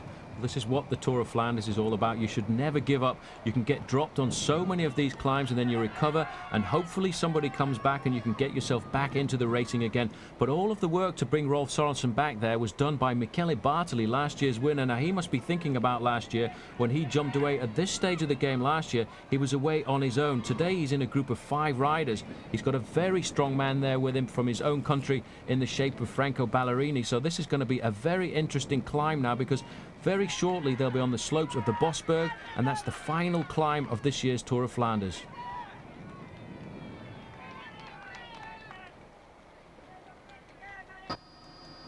So it looks as though the question now is who will again be boss of the Bosberg, because that's the last chance now for the non-sprinters to break up this group in the Tour of Flanders. And I don't really, looking at the poll, there doesn't seem to be a weak man among them, does there? It's quite amazing. I think the weak man has got to be Rolf Sorensen, because he's been at the head of the fares for an awful long time. And nobody now wants to take control. They've got over the Mur de Grammont. They know that the Bosberg is the next climb, and they know that an attack here is possibly the final chance that they've got of opening up a lead over the rest of the main field. There's Sorensen sitting in 4th position. Casarotto is the man who's really surprising me, because I haven't seen him in the final of a classic before, and he really does seem to be rising to the occasion. Van Petegem doing a lot of work at the front there. He knows the finish, and if it comes down to a sprint of these 5 riders, well, he must certainly be in with a very good chance indeed. But Michele Bartoli, I think he doesn't know what to do, because last year he was on his own when he got to this stage. So for the moment, he doesn't want to attack. He doesn't want to go clear. He wants to try and encourage these other riders to try and pick up the momentum. But what's happening is the momentum has gone from the group, and I think the main group may catch them up again. What we've got is 5 riders here appear at equal strength, and now they won't attack one another. Ballerini's a little bit frustrated. The first to reach them is Claudio Chiappucci. I think if we were to pan right, we're going to find the majority of that group have now come across. There they are. A very select little group of survivors in this year's Tour of Flanders, including André Schmil. Moncassin is here. So too is Ekimov for the US Postal Team. And sitting at the back there, just one of the rider, and I think it's Henk Vogels. That's the group up front as we now head up for the last climb of the day. This is where it's hard then. Number 71 at the back is Maximilian Chiandri. Chiandri must try and attack, I think, to split up this group, because this is the last chance of splitting the group. This is the hardest climb. This is the hardest thing that is left now in the Tour of Flanders, and surely somebody is going to try and go clear over the top. There is a little bit of a split, but as you said, all of these riders seem to be about the same strength. Nobody has the confidence and feels sure that they can actually ride from here to the finish. Ballerini there on the right. In the middle there is Joe Plancart. Plancart here, riding out of his skin, riding with the heads of state of the world cycling. Look at that face on him, the courage. He knows now that this is the place where a Flandrian can really make his name. Well, good for Joe, because he's got himself right to the front here. This is Ballerini's big effort now to try and shake them off his wheel, but he's trying to ride them off from the front. Now, the Bosberg is not all that long, and I think more of an explosive attack rather than a long sustained effort would be more effective. Sorensen has realised that Casarotto has cracked a little bit. He's gone round him, but I don't know where Rolf is finding the strength from today. He's spotted the gap opening, gone straight across the gap, and for my money, I think Casarotto also is going to get back on as he comes over the top of the Bosberg. So they're over the top, Paul, and there's still no signs of an escape. Well, everybody's tried, but nobody's managed to do it. Ballerini has put a lot of work in. Early in the race, he was doing work for Johan Museeuw, which is why I don't think he had the power to explode anybody off his wheel over the Bosberg now. And it's so strange at this stage of the game in the Tour of Flanders to see such a big group. There are 2 riders there from the Lotto squad, 2 riders from Gan, so they are the men who've got to try and do something from a team strategy point of view. They've got to sacrifice themselves for one another. Bartoli there coming through. He wants to keep the speed up. That is now André Schmil coming through. Now there is Ekimov moving up. into second position. Now, wouldn't that be one for the books if Ekimov could take a victory for the US Postal Service? It would be absolutely marvellous result for them, but if Ekimov's going to do it, I think we'll have to be treated to the famous Ekimov last 2 kilometre dash for the line, when he'll try to go alone, because that's the style of rider he is. He'll have no chance in the sprint against some of the riders in this group, and he knows it. It's a slightly uphill sprint when we get round to the finish, a right turn and a fairly long road to the top for the finish. And Ballerini getting a little bit frustrated now. There's nobody really helping him, and the group once again is reforming as Chandri brings back the remnants of the 9 men. Well, I think that in fact Claudio Chiappucci's gone off the front, and that's another man I wouldn't have thought to see on the top of the podium of the Tour of Flanders. As soon as it slowed down there, Chiappucci figured, well, I'll have another little stab. He's had a couple of goes so far in the race, and he's jumped away to try and open up the gap here, and in fact it looks to me as if he's gone with one of the GAN riders, and I'll have to say this time I think it's Frédéric Moncassin, so this is a very good move indeed. They've opened up a little bit of a gap, and this could be the one that will take them down to Meerbeek for the finish of the Tour of Flanders. And look at the panic now. There's a group of 3 riders, then 2, then 3 or 4 more. Nobody knows what to do. It's a question of survival now, closing down the gaps as quickly as possible, because if you let somebody get 20 seconds, then you're not going to see them again. Well, there's nobody allowing anybody to get 20 metres right now. They just jump on you and chase you down and put you back into this lead group. There are 9 riders now. Slowly but surely that lead group has been whittled down, but nobody has found the effort that is required to win the Tour of Flanders yet. But it's good to see a great attacking race, and that's the way the racing's been all year this year. And now it's Casarotto again. He keeps yo-yoing off the back, and then he keeps racing back into the action once more. This is a very, very good race this year.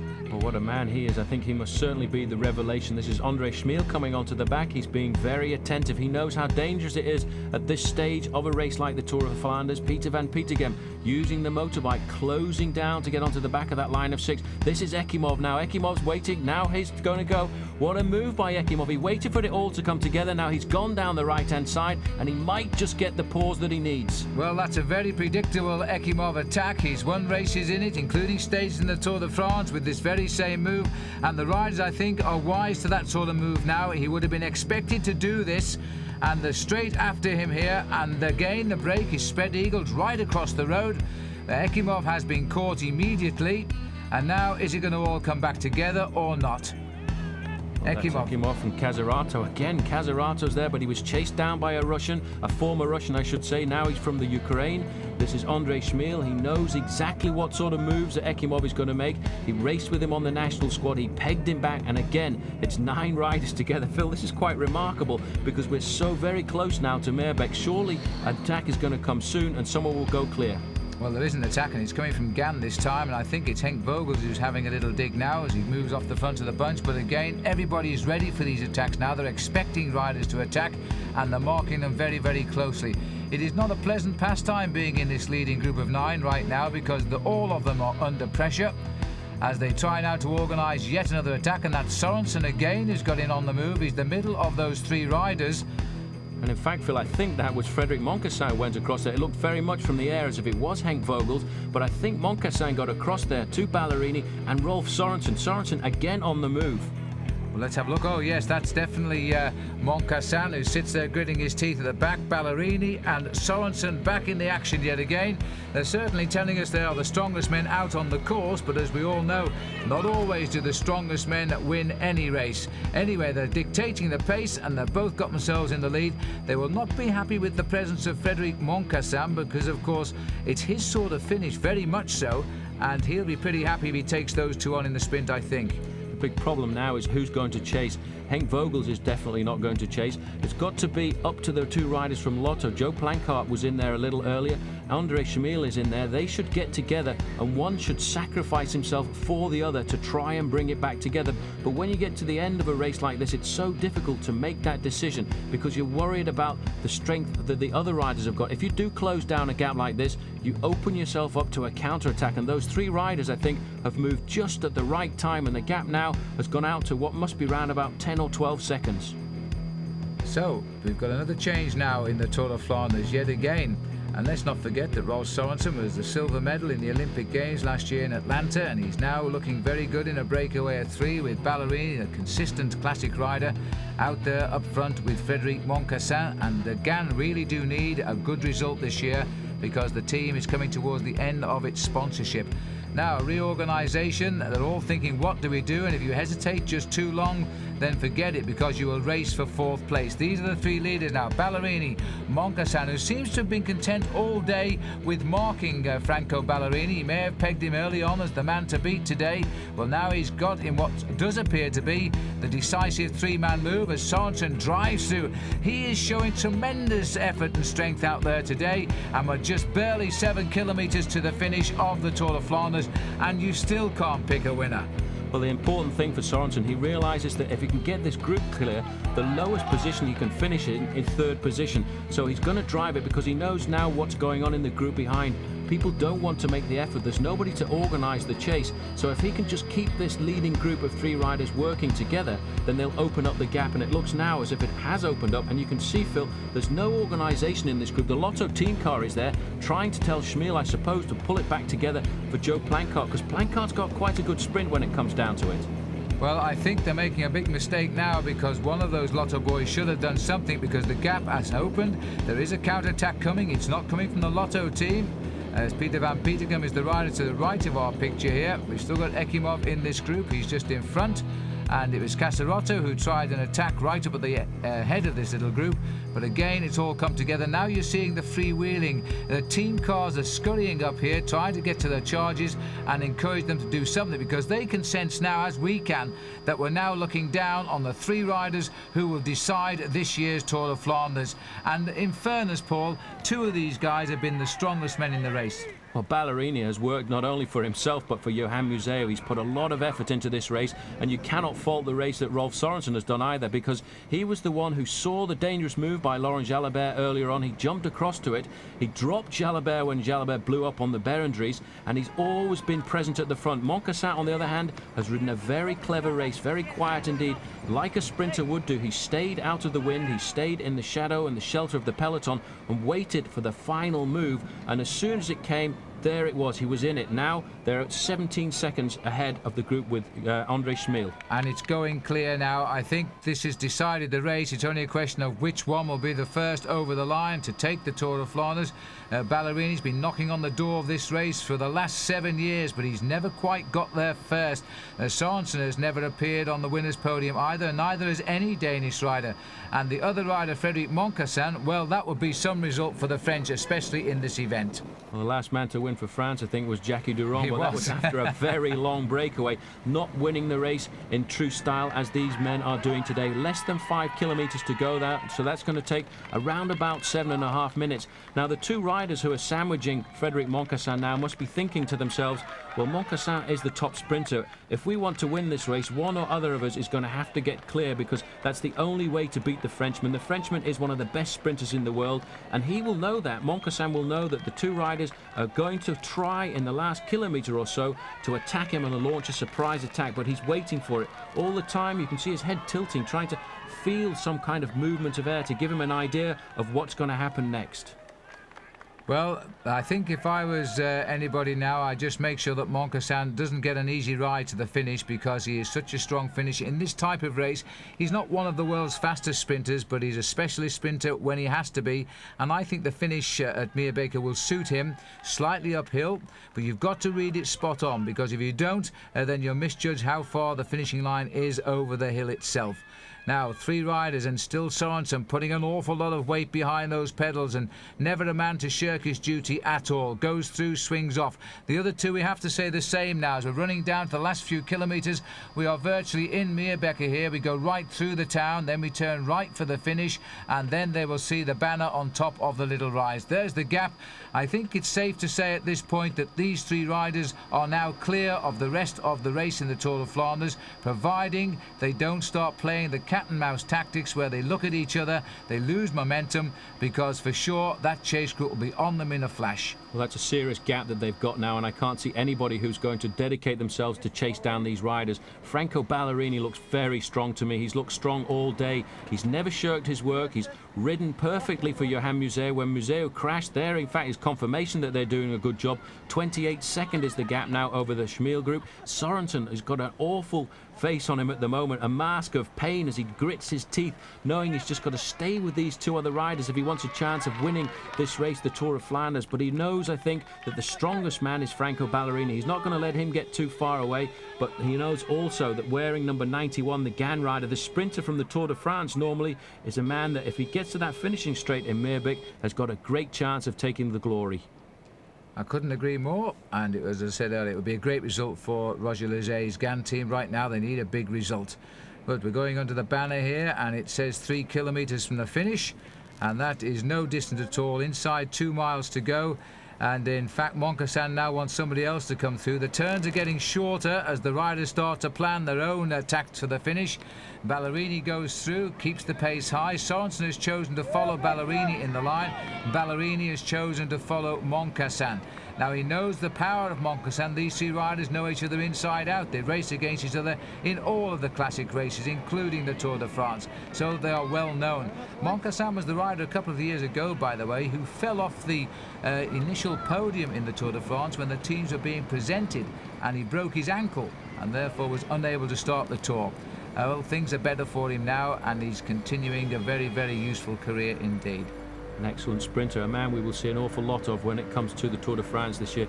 Loosening off his back brake there, that's a very good trick that a lot of sprinters do there, because at the end of a race like this, especially over the cobblestones, the wheels can get a little bit buckled, and he doesn't want anything touching those brake pads when it comes up to the final sprint. So that was definitely a sprinter's reaction there. You saw him doing that. Ballerini there moving up. You can see the speed of these riders now. Sorensen is still gritting his teeth to stay there. Ballerini hasn't changed his style at all over the last 15 kilometres. He looks just so powerful. And you know, when it is a group of three, Phil, it is so difficult to judge the sprint. 2Ks to go. It's interesting though, Paul, because Ballerini and Sorensen, they train together in Tuscany because Sorensen lives in Italy, and they know each other so well now, and friends are suddenly having to become very serious rivals here. At the end of this 2 kilometres, there's a very big goal at hand, and that's the Tour of Flanders, so friends can become enemies as well. Sorensen dropping back into third position here now. These two riders, I'm sure, must be trying to plan some kind of attack, because you can't take a man like Frédéric Moncassin to the finish quite so easily as they have done so far. 28 seconds is the gap back to that chasing group now, and I think it's all over for them. They'll be fighting it out for fourth place, but Sorensen still coming to the front, still keeping the pace up.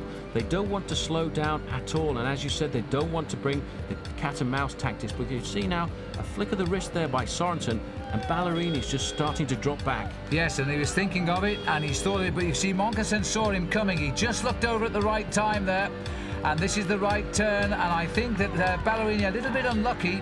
He'd planned that move, and now there's a long straight, and then we turn right again. But I think Ballerini just a bit unlucky because it coincided with Moncassin looking left, and now it's Sorensen's turn.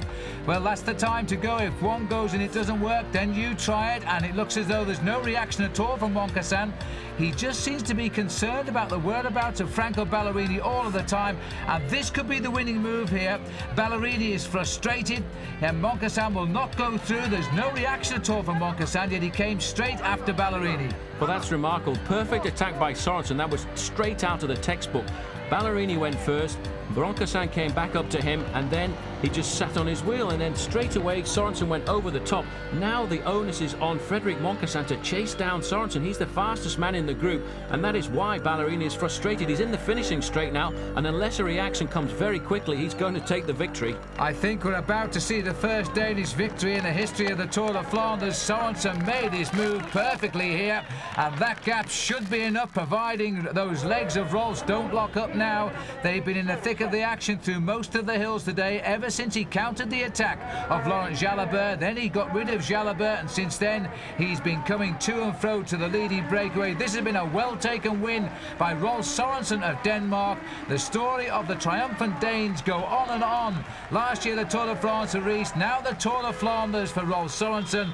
The first ever Danish winner. Second place goes to Moncassin, and it'll be a very disappointed Franco Ballerini who gets the third place. and it wasn't so far back, was it, to the next men over the line? But then it's going to be Andre Schmill, who's always such a consistent classic rider, and Schmill creeping in ahead of Casarotto.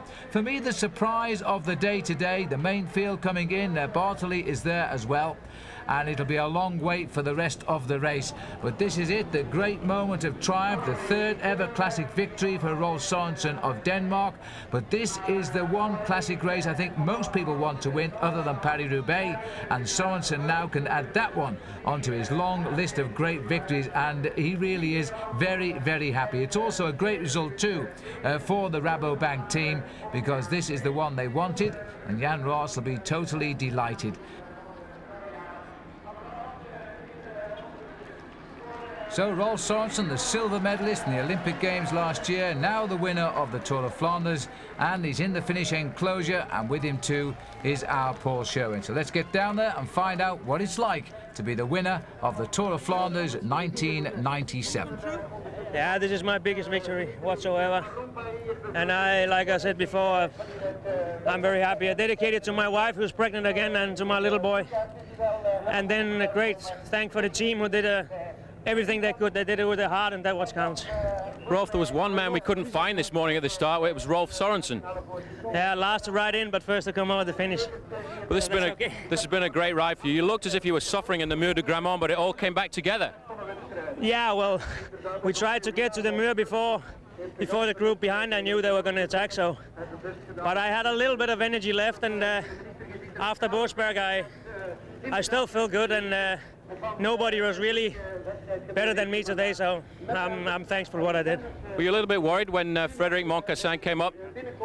Yeah, of course, but I also knew that Ballerini and him would ride 100%, because it was a big chance for Moncassin, and it's a big chance, of course, also for me and Ballerini, and yeah, we had to attack, so I knew it was either Ballerini or me, because I could see that Moncassin was tired.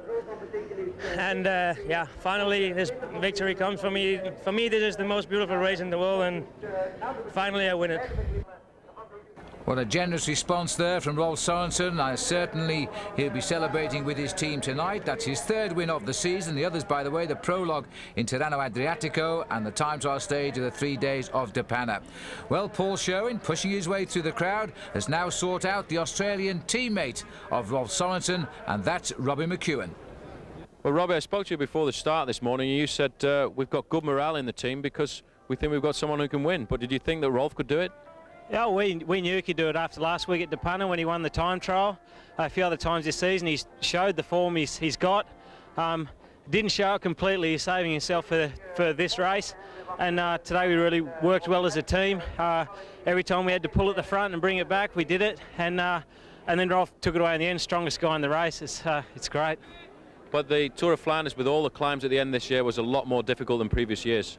Well, I wouldn't know. This is my first one. I know I found it really hard. But you know, all the pain was worth it in the end. We rode well as a team, worked hard, and we've won. Victory for the Rabobank and for Rolf Sørensen. Here he is now coming up towards that crucial attack. First of all, though, it's Ballerini who goes. Now let's ask Rolf Sørensen to describe what happened next. Yeah, well, I've been out there for a long time, first with Jalabert and then with Ballerini and Van Petegem. So I had a little bit of problems, but I could see that nobody could really do the big difference.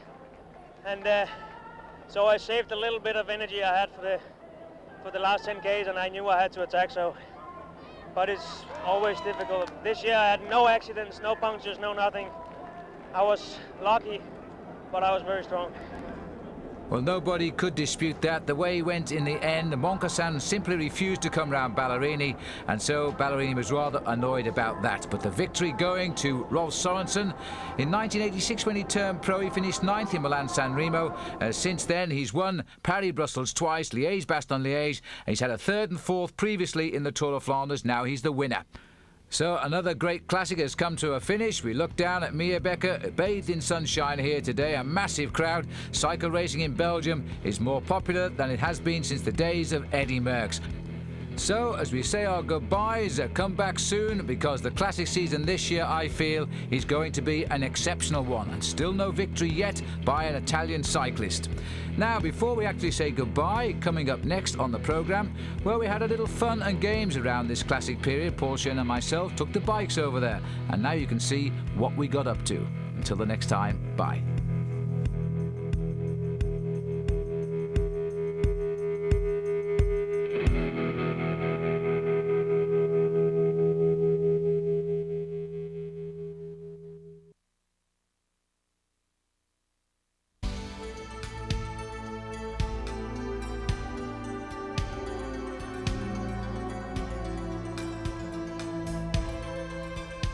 Hello again and welcome to Belgium. Well, this was the second year World Cycling Productions decided to organise a trip for those who wanted to come to join us on the classics at the early start of the season. And we chose them, as last year, the Tour of Flanders, Ghent-Wevelgem and the Paris-Roubaix Classic in France. We started by bringing the group out into Ghent, most famous cycling city, and then we moved down to Kortrijk. We took them over to see some of the circuits of the 4 days of Dunkirk, and we went to the Tour of Flanders, and we went to Compiègne in France for Paris-Roubaix. These are the riders arriving in St Nicholas Square here now to sign on for the Tour of Flanders. And it was a chance for Paul Sherwen to meet his old friend Max Chandry. Thanks, Phil. Well, just at the start line here, we're with Max Chandry, who's always been one of the great riders in the Tour of Flanders. Max, it's a nice day for the race today. How are the legs? Legs are pretty good. The morale is good. The condition is good. The weather is good. Yeah, thanks, Max. Now, Johan Museo, what do you think of our trip? It's something special, yeah.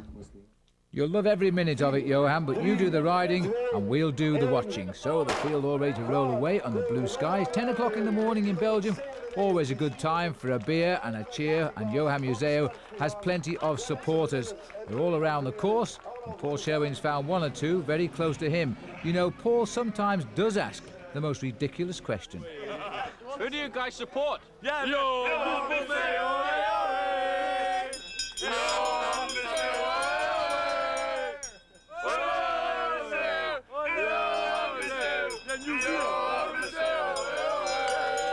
What about Laurent Jalabert? Quiet on the set. André Schmeel?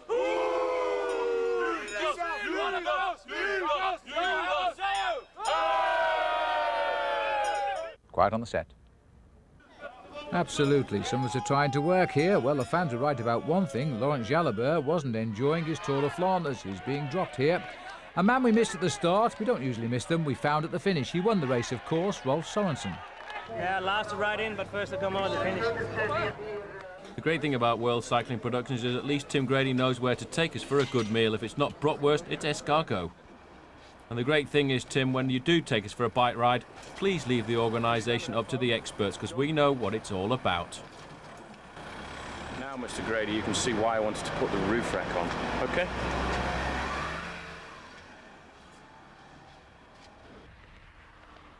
One of the greatest things about Belgium, Phil, is that you can get away from the traffic and you can ride along some of the most beautiful cycle paths in the world. All of the canals that they have in Belgium here really have these great paths alongside them. You can ride carefree, not worrying about the traffic. It's a great place to go. And the weather in Belgium invariably lovely at this time of the year. And this, the lace capital of Belgium, Bruges.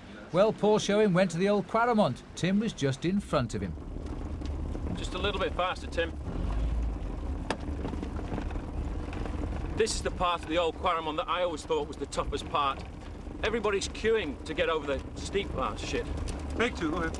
This is the part that I always think is the toughest part of the old Quaremont. Well, after Paul Sherwen finally got his words out, we then moved on to the Menin Gate in Ypres. And it's here where this big memorial is to the First World War, and the walls are covered in the many, many thousands of names of the soldiers who fell here in that tragic occasion. Then it was back onto our bikes and out into the country. Quite a nice little group, including Chris and Mark on their tandem, and they were always at the back, and I must remind them about doing some pacemaking at the front occasionally, Paul. Trying to catch Liggett. I'm about ready to blow here, I think. Have you seen what Mr. Grady left at the side of the road as a souvenir? Yeah, I just blew. I told you I was going to blow at the top of the hill. We just didn't know it was going to be out my mouth. Unbelievable. The sheer talent of the man. Just put my makeup on, hang on. Grady's rubbish. The way he came up that hill, I don't know why he rides a bike with. He looks so sick. And so to France, although the signs may not give you that impression. Yeah, well, anyway, Paul, when we get to this next junction... And even on the road, Phil Liggett has to keep in touch. Bon, tu as bureau jusqu'à quelle heure? Ouais. It's an attack! He only attacked because he couldn't understand a word that Paul was saying. The Three Musketeers on the roads of France. And now this is when we gather speed. Just look at this. Now you might get the impression that Motorola did impress us the years they were in sponsorship. Either that, Paul, or the jerseys were going cheap. I think we got a very good price, but the great thing about Tim Grady's tours is the fact that we're going to go out and ride some of the races, the roads where the greatest races in the world take place. The important thing, though, is like to icebergs, really. make sure you ride in front of under the Mr. road. Grady. You have to ride in front of Tim Grady because he tends to make them slip. He cheated. He went on the sidewalk. You went on the sidewalk. Well, halfway up, I went under the sidewalk. You're some kind of a sissy. Well, this is my second time Sissy out this Grady. year. Oh. I wear gloves and I go on the sidewalk occasionally. What? Gloves? Gloves are for sissies. Now, I think there's ample evidence here, Paul, you should not put your tandem in the washing machine. No, because it looks to me like it had shrunk. I'd never seen a machine like that, but you do see the roads are very good, and there's still a lot of those Motorola jerseys at the front of the pack. Back to the action, boys. This is now life at the start of Ghent-Wevelgem, and it's autograph time for Franco Ballerini. Of course, for us, it's back to work. Paul, first of all, a tip for victory today. I think everybody in Belgium thinks that Tom Steels is going to be one of the riders. He won the event last year. He's already won. Okay. And he blew that. Who is he? Close-up shot of his nose. There we go. You guys look good. Oh, shit. Well, you see, somebody walked in front of our shot, but we managed to find Peter van Petergem. He was in happy mood. Eric Zabel, well, his big win, he's already got it, Milan-San Remo, and this man wins whenever he likes. He didn't win this one, though. Oh, how'd you do? Just put to Marcel. Yeah, on the forehead. Good on you. Good on you, mate. Good on you. No, mate, not mate. The best rider. Ah. Okay. Oh, thanks. Thank you so much, Mr. Liggett. Oh, thanks. Oh, okay. Thank you, Marcel. You're wonderful. Good luck today. I will be very biased in the commentary now. All righty. Thanks, mate. I see ya. Well, that's like the world upside down. The riders asking the commentators for autographs. And if you want to get some souvenirs and you haven't got any photos of Greg LeMond, you can still find them here in Belgium. I always think the best place to see the race, though, is at the top of the old Quaremont. But we'll go across to the Kemmelberg instead, where there's a great cafe. You can have a beer and watch the riders go by. There's Big Mario, enjoying every minute of it. Now, Tim Grady's gone down to the finish. He fancies a bet. A fool. Big waste of money here, boys. Well, in case you're interested, he lost, so did everybody else. Who would have expected Philippe Gaumont to win this race? Well, he did for a start. This was a great race. There'll be plenty more to come. On behalf of Paul Sherwen, I'm Phil Liggett saying, until the next time. Which isn't too far away, but it's day off time again now. We've moved to this delightful hotel in the centre of Kortrijk, and we can all get back on with our bike riding now. And after all, that's why we all came here in the first place. It's time to face up to the action, so let's join it. Where are we? Where's Paul? Yeah. Well, whatever you want to do. Hello, camera. How are you this morning? I couldn't be better. Your thoughts for the big ride today, sir? Well, I'm going to hold back until we get to the old Quaremont, I think, and then I'll just do one or two jumps. And if I get clear, then I'll keep pressing on for the finish. But otherwise, I'll sit up and let the five of us regroup, and we'll go down into a mass sprint finish. Either way, I'll probably win. Or more frankly, I'll probably lose. Anyway, this is the top of the climb. Lovely cafe, this. There's always somebody, though, who's last up the climb. And by the time they get to the top, well, let's face it, we've all finished. It's a great place to stop. On race day, you can't get in there, but on the days before, we can take a little bit of time to see some of the other personalities who join us on World Cycling Productions. And our ardent cameraman, Joe Harewicz, he tries a bike for probably the first time in his life. Quite remarkable, the position of the man as he comes up for his first win. I got my heart jumping and my corpuscles a pumping. Ready to go. Wonderful little hotel. We'll meet you there for lunch. Okay. We're having lunch? We'll have the Liggett table set. And there we are. Beautiful sunny day. There's the table as usual. Nobody around to join me. And Graham Watson, also as usual. We usually find him sitting at the bar. And there he is. What are you doing? Paul Sherwen. How's your room, sir? Awful. What's wrong with your room? It's absolutely disgusting. It's too comfortable. It's too big. The bath is too deep, and I'm having too much of a good time. But the big problem is, I have to share it with Mr. Watson, and he's always got those cameras around, and I never know what he's going to take a photograph of next. Hopefully it won't be me in the nude. Maybe it'll just be Mr. Watson. But we've been having a great time here. The high spot, I think, for me was seeing Joe Harewicz, horrible Harewicz, the great Belgian, Dutch, Polish sprinter on the slopes of the Old Quaremont. It was a marvellous time for me. It was indeed, and as the race goes on, our form continues to improve. Off to the Forest of Orenburg, Paul showing my domestique. You know, one of the nice things of making the videos for World Cycling Productions is that we get to ride some of the courses as well. Paris-Roubaix, for Paul Sherwen and I, is always an experience. And the man in black continues to rabbit on while the rest of the group continues to drive over the cobblestones, which in 48 hours will be the scene of the next Paris-Roubaix. What a remarkable position of the man in black, and the first time I ever had of riding on the cobblestones with Phil Liggett. Sylvia, our faithful follower, always there in reserve in case anybody has a slight problem over the cobblestones of the north of France. By the end of these cobblestones, both of my hands were bleeding, but we enjoyed every minute of it because Tim Grady paid for the cakes at the end. Compiègne, a wonderful place just to spend a couple of days leading up to Paris-Roubaix. The restaurants are great, the gardens are beautiful, and at the end of the day, the Belgian beer is still around. And the crowd now waiting in the square at Compiègne. The stars are there, so let's have a look at them. What are you laughing at? I'm ready with you. Well, that was one stand-up we didn't do. This is Fred Moncassin and Andre Schmil. They've all come to play on the cobblestones again, and with some success. What's it like to be a world champion? Well, quite annoying, really, because you've got to keep signing autographs. And Rolf Sorensen, he wasn't going to come, and then somebody gave him a World Cup leader's jersey, so he felt he had to. And our group witnessed a great Paris-Roubaix. It really was a classic. One man rode it for the first time and enjoyed it. Oh, it's just incredible. I had shivers down my spine, really. I don't care about myself. Ah, come on, Max, you love him, really. Anyway, after the race is over, by tradition, we're all invited to the party. You don't see food like this too often. And if you don't enjoy the food, well, the late-night drinking sessions with Liggett talking about the history of the race are just as much fun. Phil remembers all of these riders. Thank you very much, Paul. I know this tape will be treasured by those who took part in our special trip, and I hope next time we see some more of you join us. We had a great time.